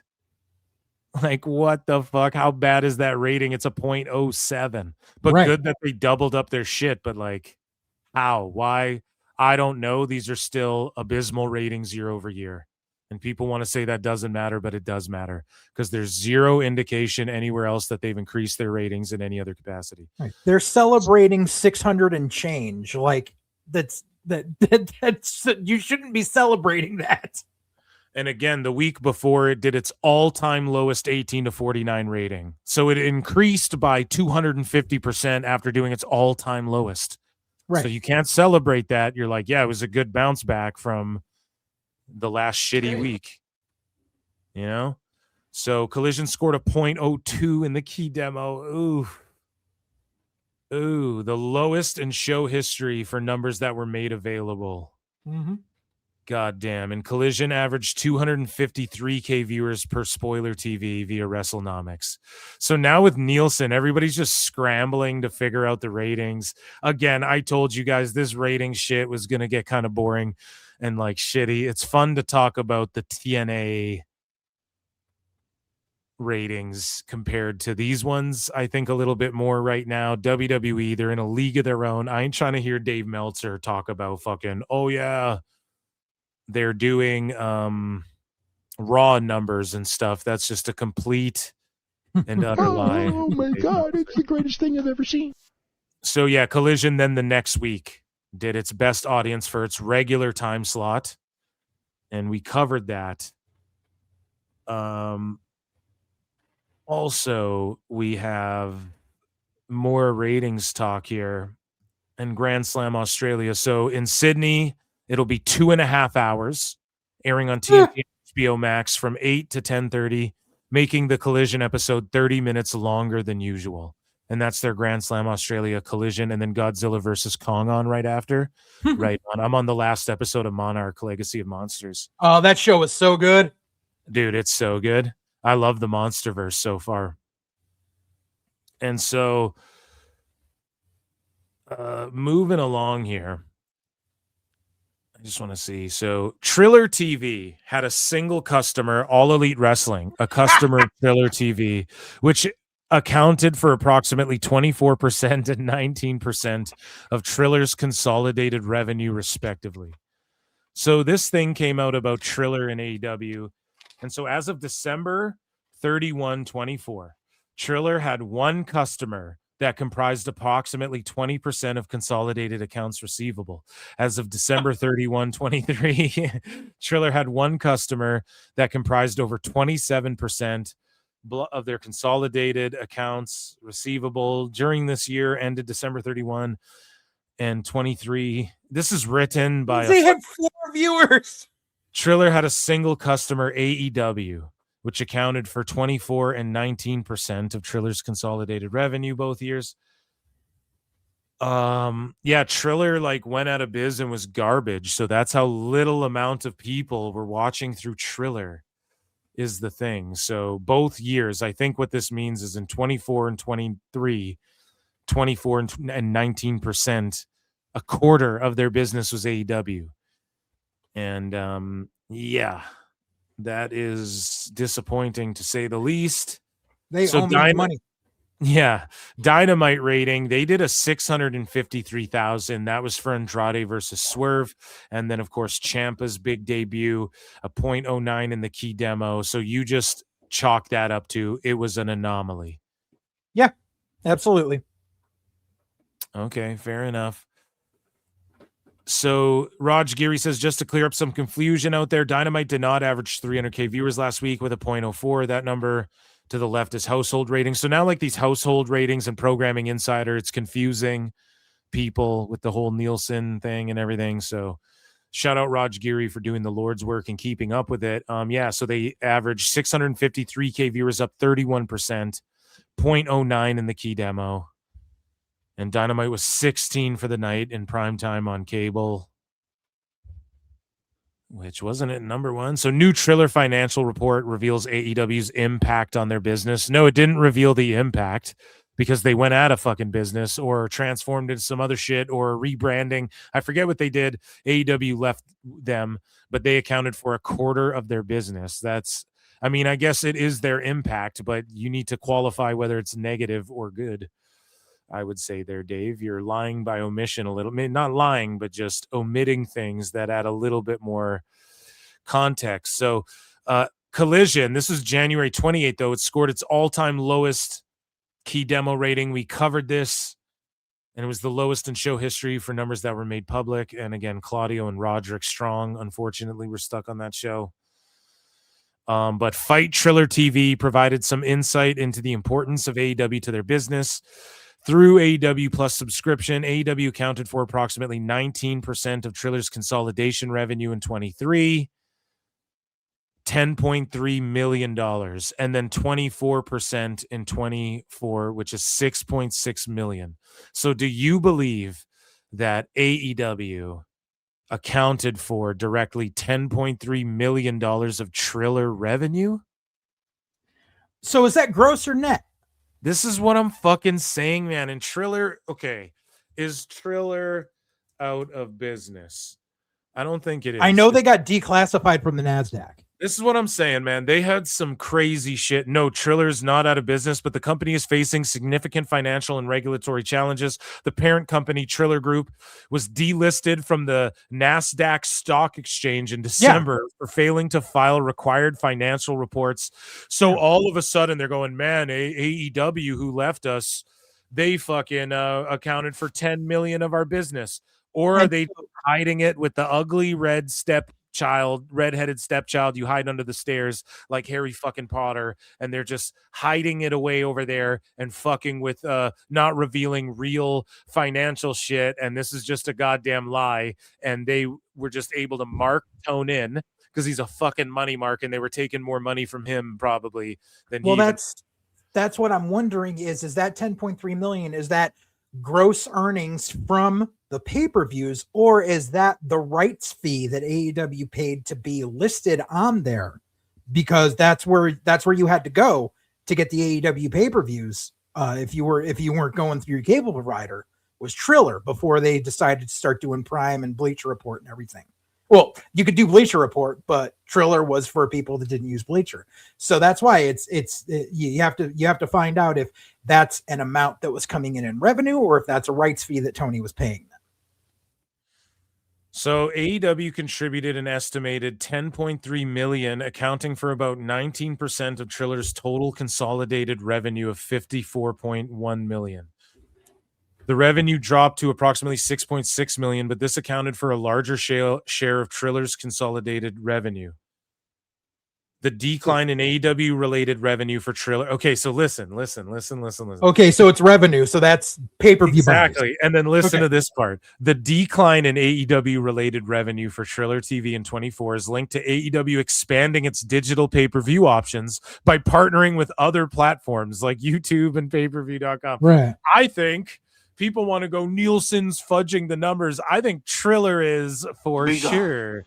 Allegedly, you know what I'm saying? Like they're allegedly. Sure. Well, yeah, because let me pull up my calculator for a second here, because we always have Dave lying about the amount of the amount that they sold. But let's for the sake of devil's advocate, let's say 100,000 buys. For, the young superstar, babyface, the former heel thing. So I have a piece. So that would mean that if they were doing 100K buys all on Triller, which we know they weren't, that would be $1.8 million per pay-per-view that that AEW was providing to Triller. So if you extrapolate that and you do the 1.8 million times 12,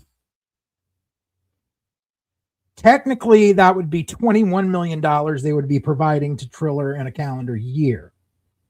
But so, then, like, what do they take from that and stuff? Well, that's why it says consolidated. So I'm guessing that's Right, gross, not it's- net. I'm guessing that they're saying that's gross, not net. So for the sake of argument, let's say that the vast majority of pay-per-view buys for AEW went through Triller. What we can figure out from this is that obviously Dave was lying out of his ass, and at most they were getting 50,000 buys per pay-per-view. They were getting 50,000 per pay-per-view. Damn, through Triller. And then I think there's like other options to buy them, but yeah, Dave just Well, I'm saying like lying. that was when you had to go through Triller or Bleacher Report. That was prior to them going out to YouTube and Amazon and all that stuff.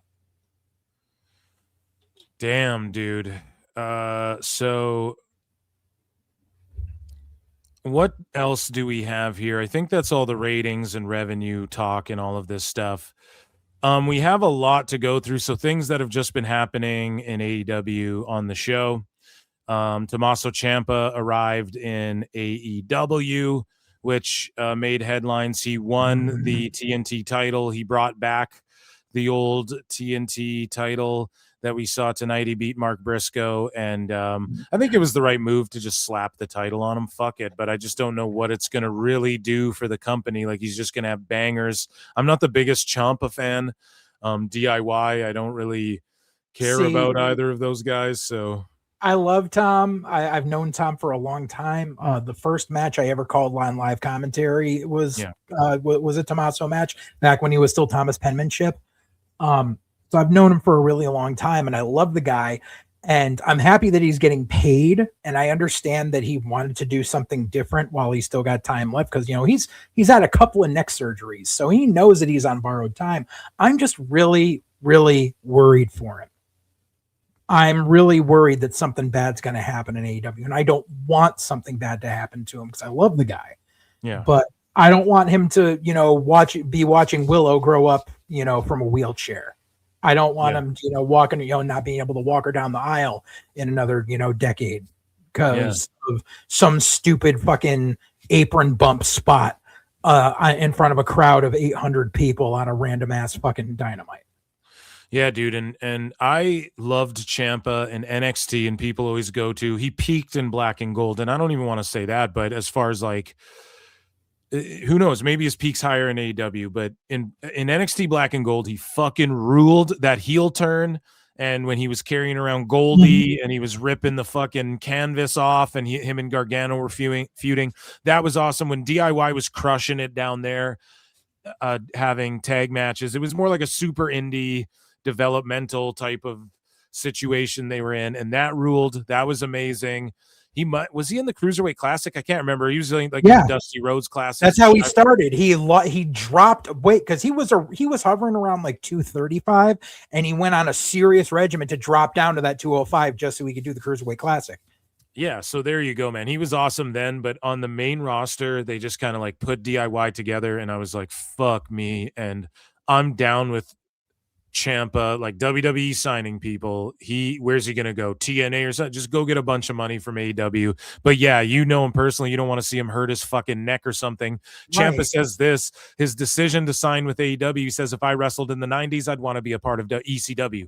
Early 2000s, you want to be a part of Ring of Honor. I was lucky. I got to do that a little bit. 2010s, I think. For me, at least, I wanted to be part of NXT Black and Gold. And when I looked at the landscape of professional wrestling in the 2020s, the answer is AEW, man. That's what I want to be a part of. So what do you make of that? He wants to do it. It's just, and obviously he's got friends there, and he wants to go have some fun with his friends. He wants a little bit of a lighter schedule, but I'm worried. I'm honestly worried. Damn, well, that's not good, dude. I don't want anything to happen to him either. I didn't even think about it like that, but he does go off, man. He wrestles crazy like a motherfucker. Where was the next one I wanted to pull up here with Ciampa? Oh, yeah, so the YouTube numbers. Look at the difference in views. So John Moxley versus Ace Austin. 9 hours ago, 10K views. Right? Strickland versus Andrade 8 hours ago, 64K views. Ciampa 253K views, 9 hours. And they did a breakdown how they re-uploaded Ronda Rousey showing up in ROH, and it outdrew. It was like one of their top viewed things in AEW, and that's like a 2-year-old or 3-year-old video now. So it's pretty crazy. And whenever WWE guys come over, and then that's the little bit of hype they get, and then that's really it. And I just hope that we see the ratings increase. Or some people, I get it, want to see AEW die and shit, but I mean, what the fuck? Like, this company is just, it's been a laughing stock both online and like the characters involved. I hope it doesn't go anywhere personally. So Ciampa says, I've been told for a very long time AEW is where the best wrestlers in the world wrestler. The Psycho Killer has been here for less than 1 week, and I'm your TNT champion. How do you like them apples? And so there's him kissing his lovely wife with his child there, and he's holding this title. And I don't think it's a bad move to put the belt on him right away. I think that was actually the right move. I mean, they kind of had to after they made Mark Briscoe look like shit with freaking clone freaking kipping up from his freaking J driller. Yeah, absolutely. That was stupid as fuck. I think I might have that spot. I just, speaking of spot, I spotted something that should be in Dave Meltzer's Dumb Moment of the Week. And I don't know if I have any more on Ciampa, but I wish him the best, and I hope he does well with all of that. In other AEW news, just to catch people up and just show people what's been going on in the show in case you've tapped out and haven't been watching, Jamie Hayter and Alex Windsor have been putting a tag team together. And it's funny because Dave named Alex Windsor as somebody who has been elevated since going to AEW, is further up the card or whatever. It's because she's fucking Ospreay. That's the only reason. No, but she's in ROH, and now in a fucking, she was just challenging Tony Storm. Now she's in a tag with Hayter and in ROH and shit. Like, that's not further up the card, Dave. And Brian Alvarez actually owned him with that. This feels wrong, or that's a Tony Crange. We'll go to that. But Jake Doyle tore his bicep. So he just signed to AEW. He tore his fucking bicep. What do you make of that? The sloppy shop of AEW. Like, I can't say I'm surprised. Why is he taking an apron DDT? And he's not even the legal man in the match. He's not even the legal man in the match. He's taking an apron DDT. On a random TV. Yeah, this ain't 2K, buddy. Interception, but that was so first. Fucked. That's cooked, man. I really hope he recovers quickly. Torn bicep, you're looking at least 6 months. Yeah. So AEW has filed to trademark a new tag team name, the Brawling Birds. That's got to be Hayter and Windsor, no? Or it's Storm and Shirakawa. No, because they're the Love Bomb Angels. Oh, that's right. So yeah, it's got to be the Time Bomb Angels, or the Timeless Love Bomb Angels, or whatever the fuck.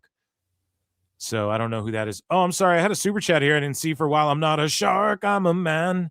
For 2 says Rick wants another digit up there. Who doesn't though? What? Ricochet, finger shake. Oh, finger shake. Oh yeah. Shit! You just made the list.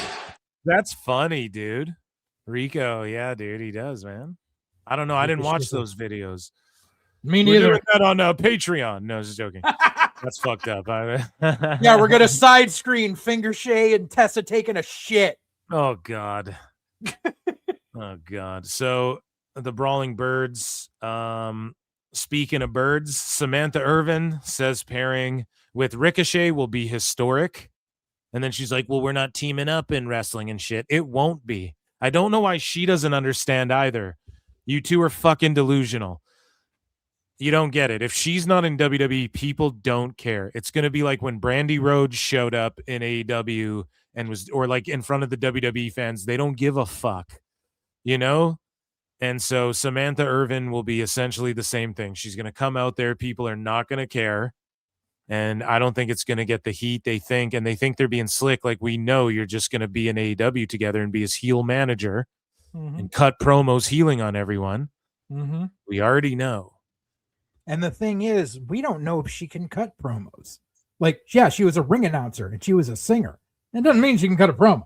That's true. She was good at acting and shit, kind of outside of the ring. Some people said she was overdoing it, but I think fucking Mark Nash rules, though. I think that guy's awesome. So moving along here, Killer Kelly has already been backstage at Dynamites after TNA exit. She is posting a lot about getting bookings, though. Maybe Tone, what do you think? Do you know Killer Kelly? And do you I've think, never worked with her. do you think she could be effective in AEW? I guess I don't know. No. Let's be honest. No female is going to be effective in AEW. Right, that's the problem. It sucks to say it, but in a dreamland. She'll get that. Even in a dreamland, she's just gonna get lost in the sauce. They'll throw her at they'll do some crap where they'll have Megan Bain turn on Penelope Cruz and tag with Killer Kelly instead. Penelope Cruz. Oh my god, dude. Yeah, sorry, I don't know why I said Penelope Cruz. I meant Penelope Ford. Oh man, that rules. What did you just watch? Like fucking Ferrari? What movie has she been in recently? I don't even know. I don't know. Oh man, good I think shit. it's because we were talking about we randomly mentioned Vanilla Sky on like a recent episode of the movie podcast I do, so that might have been what was on my brain. Oh man, and yeah, shout out Samantha Irvin's flute playing skills though.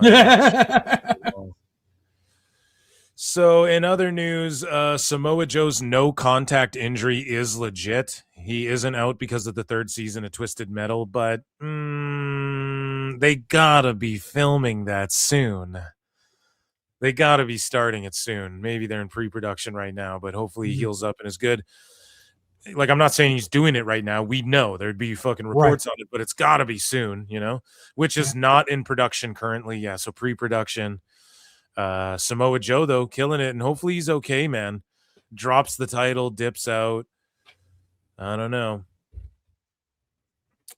Ricochet was talking shit. We covered that already. Andrade El Idolo said he'd like to retire in AEW. I'm sure you fucking would. Go ahead. Buddy. I'm sure Andrade, him and Tone get along The just best guys, Tony fucking Khan. fine. Dan. You know what I'm saying, dude? I think they get along just fine. Propane. No, I'm just joking. But Andrade says, I would like to retire here. I'm not. I love Andrade. I think he looks great, and he's been looking great. It's great. He looks awesome in this AEW run so far. I think it's gangster. He beat Kenny Omega, and I think it's gangster. He glommed him, still well under WWE contract. And I like that they put the ladies, even though they're plants, whatever, they're hamming it up. He's a ladies' man, because that's what he is behind the fucking scenes, okay? In case you guys, if you don't know, now you know. But he says, I'm here to contribute to the company, and I'm here to become one of the greats of AEW. Hey, I believe it. Shout him out. And I'm on the El Idolo train. And I think him and Kenny had a pretty good match tonight. Although I do kind of want to go back and rewatch it. I was locked in going off on motherfuckers, but I will do that. And I'm sure my idea of it will remain the same. Speaking of like legends, though, and people floating around and doing their thing, Big Show, he's currently 393 pounds. He's shooting for 360. Thank you to everyone that supported me over the years. Damn, dude, he's shredded. Well, like shreddy as you can be for a big ass motherfucker like that at this age. He looks amazing. He's trying to bulk up. It would be awesome if Tone said Paul White's the commissioner, and what you do is, okay, you have a couple jobbers. He could one punch KO them. You don't have him like one punch KO anyone like a top guy, but you let everyone know that he's a commissioner that doesn't fuck around, and he'll just one punch KO you or choke slam you if you cross the fucking line or whatever, and he's there to keep things in order and all of this stuff. They could have did that at the peak of the Moxley shit, and they didn't do it. And shout out Big Show. I'm glad he's healthy. I fucking am happy when anybody gets healthy, so good on him. Moving along here, Edge, who's also in the gym, ranking and clanking. Adam Copeland, aka Edge, he says he feels he got his dream career twice, and I got to do it the first time. I had to retire for 9 years and then get it back again. So let's listen to Edge. Hey everybody, Who blocked me, by the way. So I didn't realize that today. Oh, yeah, buddy. Today So is I didn't realize that today. 6 years to the day 6 years since to I the day that I've been wrestling in All Elite Wrestling. And came back to the Royal Rumble. And, for I have me, it down, I'm telling you. every second after that first You Think You Know Me at the Rumble in Houston. Yeah, Houston. It's been a success, man. You know the story. I wasn't supposed to do this, yet here we are 6 years later. If you had told me 6 years ago that I'd be still doing this after 6 years, I would have thought you were a little crazy. But man, I've been so lucky. I feel like I got my dream career twice. I got to do it the first time, had to retire for 9 years, and then get it back again. That's. Oh, I thought he was going to say being in fucking Hollywood on that Disney show. Getting an acting. Good stuff. But I'm also a realist, and I know I'm coming close to the end here. So hopefully you've enjoyed this ride. If you haven't, whatever. Why did Beth Phoenix not return for a full? Do you think it's because Tone begged them to let her do a one-off and just paid them a shitload of money? Tony I Khan. Oh, may or absolutely. may not have heard. Yeah. I may or may not have heard something along those lines, but yeah. Do him and Beth show back up in the Fed? Yes or no? Nope. No? Wow. They just ride off into the sunset with their Tony Khan bucks. Yeah, until they induct Beth into the Hall of Fame in like 5 Right. years. Yeah, Edge made fucking he made bank in AEW, and he didn't really do much. Breaking his leg was the sacrifice for that. And if you have, great. A little bit more to go. So, yeah, thank you. Thanks for reminding me. And, just reflecting. And with everything that I think, I don't know. I think we'll see him in WWE do like a money match. And did he have Saudi matches before he retired? He was in Saudi. No. Did he not do any? I don't believe he did any Saudi matches. Let's look it up. Has Edge ever wrestled for WWE in Saudi Arabia? Because even if it's one or two, like those are huge paydays. Right. But I don't recall him doing any. Yeah, he had a match with Rollins in Saudi. Oh, okay. He wanted to wrestle, or no, WWE wanted him to wrestle there. Yeah, he wrestled one match. So that's a huge, massive fucking payday. And then maybe you get on Unreal, and then that's like, I'm sure you get paid a bit per episode. I'm not sure how that's worked out, but like the TV, you get paid a little bit. It's a TV credit for him as well. He gets, he does his thing. He's in a reality show with his wife or some shit. Maybe he gets a net because he's trying to get acting, right? And he's with Disney Plus on that Percy Jackson show, but maybe he wants to try and like, hey, over here, they're putting fucking people in Netflix shows and da-da-da-da. I could totally see him being like, yeah, I'm fucking going. And where's Christian been at? You can't see a Edge Christian one last fucking hurrah in WWE. It's so funny how Tone could have done all of that and had them win the tag titles and then do a story where they fucking drop them and then really put someone over and all this shit. Could have done all of that, and instead, no. People just come and go as they fucking please and do whatever the fuck they want realistically. Speaking of which, let's take a look here. AJ Styles was the topic of discussion. How long have we been going? A long ass time here. Let's talk about this quick. So AJ Styles was a big topic of conversation at AEW last week. Nobody seems to know his official status, but if he becomes available, everybody spoken to in AEW believes he will be approached by them. That's courtesy of Fightful. So AJ Styles was a big topic of conversation. We covered that. And there was one other thing in here, just to add context, that I want your take on this. AEW is expected to make AJ Styles an offer. Should they be able to do so? It's like, what does that fucking mean even? Either they are or they aren't. Either he's retired or he's not. However, as of right now, they have not made an offer to AJ. They won't. There's like one more fucking thing with AJ in it. And I just want your AJ take was in Stanford this morning. He was in Stanford this morning? Yeah. Okay, doing what though? I think he was there to film the Stephanie podcast. Wow. I'm curious because apparently Triple H was there, like we offered him a role in The Office and all this, and which I think is what he's been talking about. Yeah, and they're like, we expected him to stay longer, like the rest of this year. But I've always gotten the impression, and again, AJ Styles, someone you shared locker rooms with. AJ Styles is somebody who do you feel, let me ask you this, do you feel he's a guy who, if he says when he's done, he's fucking done? Like, if he says he's going to be done, do you think he's done, or do you think he'll show up in AEW Nuge, something like that? I don't think he's done. I think that's why he did the whole take off the gloves to put them back on in Saudi. I think they're going to do some bullshit technicality nonsense where he shows up for a short run in TNA to help get Mike Santana over as the new face of the company. Wow. I was thinking about this. Think about Gunther. He fucking beat Cena, who's like one of the WWE goats, AJ Styles, who's one of the TNA goats, Goldberg, who's one of the WCW goats. Mm-hmm. Amazing. Gunther's ruling. So Tony Khan, this is the last thing. Guys, we'll do the tone video on the next show. It's getting late. Yes, we will do that on the next live stream. Tomorrow's Dave Meltzer Dumb Moment of the Week. Time Cop. Right now, though, Tony Khan was asked about what AJ Styles means to professional wrestling, and he says, I'm a huge fan of AJ Styles. I think he's incredible. Some would say phenomenal. No, I added that. He's had great matches all over the world. He did some incredible things in ROH that are a part of our library, and also with our partners at New Japan Pro Wrestling.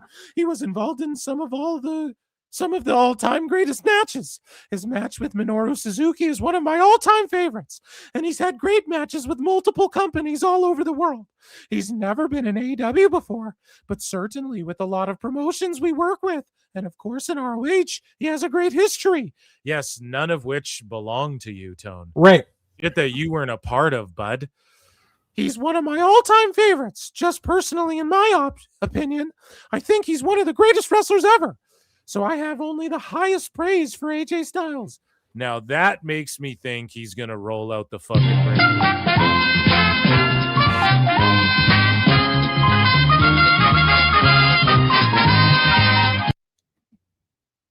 Like, what do you think, dude? He's not going to. He may try, but I think he's going to get. I think he's going to get a freaking letter from some lawyers saying you can't talk to him. Damn. So you think AJ just takes the coaching job and we don't see, or maybe like a little TNA run just to give back to TNA, and then maybe they pay him while he's also getting paid by WWE? Like, I'm sure they'd work some shit out like that. I think I honestly think it's a WWE contract extension, and they put him on loan to TNA so that TNA is not like trying to, he's not double dipping. It'll be a make good for something later on. You just going on with the relationship there, but it may just be to help, you put, you stick AJ Styles over on TNA and you give him a couple of matches here and there where he says, like, I said I would retire from WWE, but I'm still not done. And I still said I want to be world champion before the end of the year. And you put him, you put him on a couple of matches on Impact and do a pay-per-view blow off with him and Mike Santana. And that'll get the numbers up for Impact on Thursday nights on AMC. And if he is able to substantiate that and Impact starts doing like 200 to 250K, then that leaves them in a better place. It helps the relationship keep going further, because I know some people are souring on the NXT TNA relationship. So maybe it needs that influx of a main roster player to give people a reason to tune in. So if you think Tone goes 3 million, like, okay, let's just say this is what Tone offers people. 3 million, 3 years, one of the last year's an option, 3 million per AJ Styles come in. Do you think he would just take that over and just sign for 2 years with a 1-year option? Nope. You don't think he would take that? Like, he's made his money, he's done his shit. He's made his money, and the fact is, he knows, like, the best guy is Tony Khan. As much as I don't like the guy, he knows like what his limitations are, and he knows that his knees are not going to last past this year. So he's like I said, if he decides to do this little short TNA run, it's going to be a handful of matches tops. It's not going to be week in and week out from, Mania season through to, Christmas. It's, it's going to be a few appearances, maybe 2 to 4 matches tops. Well, that, ladies and gentlemen, was AEW news. Thank you for tuning in. And that was PWT live show. Oh, so you don't want me to talk about Scurll? Were you going to cut a promo on Scurll or what? Well, no, like you just said, you wanted the history of it, so I can give you the Reader's Digest right now of the reason. Do it. Let's hear the Reader's Digest of Marty Scurll right now. So I was paying big attention when Speaking Out happened, when the Speaking Out movement hit. I was paying major attention. Why? Because I was a promoter, and if there's females or female talents or females saying these talents are scum, I need to fucking keep that in the fucking mental Rolodex. So I paid close attention to all of that. As it was prior to that, I was calling out pests on the old Full Circle Radio on the segment called Behind the Black Ball. I didn't care. Because what are you going to do to me? Anyways, so this girl came out and gave her story about Marty Scurll. And the problem was Marty Scurll didn't deny it. Right off the bat, he was like, yeah, we were both, he said, yeah, we were both drunk. And this is the problem is he constantly changed his story. This girl said, I was drunk and Marty Scurll took advantage of me after a wrestling show on such and such a date in the UK. And Marty admitted, he was like, yeah, we were both drunk, but we were both consenting adults. And the thing was, she said, I was 16 at the time. And he said, oh, well, we were in a bar. So I thought she was 18 because that's the legal drinking age. So I just figured she was. Then it came out, guess what? No, Marty was one of her trainers. The reason she came out was because she was a wrestling student. She was in the business. That people in Speaking Out were in the business. So she was like, he was one of my trainers. He knew how old I was. And just take the age and put it to the side for a moment. And I covered this on White Heat Redux last week. If you just take the age out of it, she was borderline blackout drunk. So it doesn't matter if she was 16 or 60. If she's impaired, she can't give consent. Well, if she's blacked out drunk, yes, I agree with that. If you're a youngster out there, you go party, you get lit, you go bang people. I mean, that's what young people do and stuff. But again, like that's just that's someone he's fucking training. Like that's someone you should be kind of taking. He was training. I just her watched Kill Bill. It's very right. It's very Kill Bill-ish. Yeah. Right. At the time, he was almost twice her age. That's the other thing. That's gross, man. She was 16 and he was 30. Like, no. And so and again, I'm not one of these guys like when you see an older fucking actress or like an actor and then they date younger and shit. I'm not like, oh, at that either. Like if you're 30 and you're married to some 60-year-old, I mean, you're all fucking adults. You have agency. But there's a reason there's an age where everybody goes, you have agency now. And that's typically 18 to 21, depending what part of the world you're in. 16 and 17 is not 18 or 21. That's all I'll say. Sorry, go ahead. Exactly. But so that was the issue, was his story changed multiple times right from the jump. He admitted to it, but he kept changing the reasoning of it. And at that point, people were like, no, this is wrong. So it came out that he knew how old she was. He knew that she was very drunk, and he still took advantage of her. And that's the bottom line. And since then, he was rightfully blackballed from working for most places. There's still shitty indie feds that bring him in. And like I've seen it. Yeah. He just worked on one in Atlanta like a month or so ago with freaking what's his name? Brian Idol from freaking NWA was on the same show. Oh, wow. Yeah, which, dude, he's trash too, but that's a story for another day. Oh, dude, I got stories. But anyways, so that's the whole thing was Marty Scurll admitted to what he did. And that's why people are like, well, why didn't she go to the police? Blah, blah, blah. And a lot of people don't seem to realize that when a girl gets violated, sometimes they can't go to the police because they're in a state of fear. And then there's times where they do go to the police and literally like they'll do the grape kit and it'll sit on a shelf forever. There's a documentary you can find. I believe it's on Netflix. It's called I Am Evidence.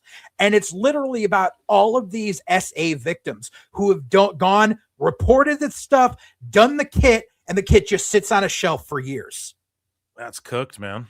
Right. That's so anyone that's like, why didn't they go to the police? It 9 out of 10 times, unfortunately, because the way things are, you can go to the police and it's still not gonna it's still not going to amount to anything. But there's other times where people, they get violated, and it's, they're too afraid to go. I'm looking at your chat right now, and they said, I think we need a new show or segment, story time with JJ. That was basically what I used to do on radio. Yeah, dude. And over on fucking Patreon as well, when we're watching Tough Enough, this guy's got stories for days about all these motherfuckers. But in yeah, the so area and stuff. But anyways. But yeah, so that's the Reader's Digest. Bottom line, Marty Scurll is guilty. He admitted to it. He's rightfully been blackballed. According to JJ Alexander of Full Circle Radio. Yes, according to Joseph J. Alexander, because what the fuck are you going to do to me? Seriously. And Phil Mark does not, PWT does not reflect the, no. Listen, all I got to say is thank you for that context. Thank you for giving the audience, everyone, round of applause to JJ of Full Circle Radio Network and at JJ_Alexander. Right. And you can go to the Full Circle Radio channel, which is the one in the chat right now. And he's going to drop it in the chat. Yeah, I just wrote, hi, it's me. Go to Full Circle Radio. Literally the last episode of White Heat I did last week, the episode of White Heat Redux. It's called White Heat Redux. No, it's not okay. It is literally an entire episode on just this subject. I break it down beat by beat for 35 minutes. And you just got the people listening at home bonus PWT. So round of applause for JJ. Guys, I really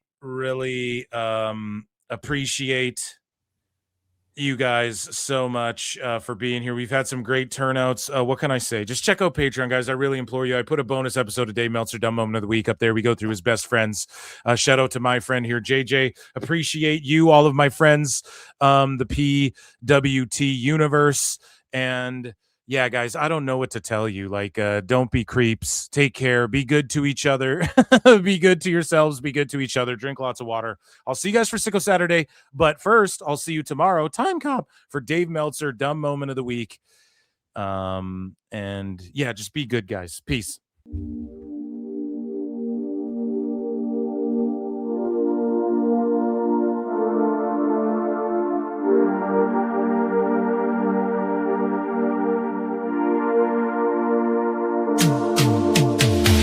Every booking is golden, you see. Perfect cards crafted for you and me. Yeah, the best guys, Tony Khan, it's true. Triple cup, best damn booker in the land. 3 red cups stacked up, always in command. Triple cup, living legend of the fight. Just a call away from making it right. Never see him back hard, no way. Got the whole roster locked in for the day. A Crimson Tower, modern art. Triple cup. Triple cup. Every booking is golden, you see. Perfect cards crafted for you and me. Yeah, the best guys, Tony Khan, it's true. Triple cup. Best damn booker in the land. 3 red cups stacked up, always in command. Triple cup. Living legend of the fight.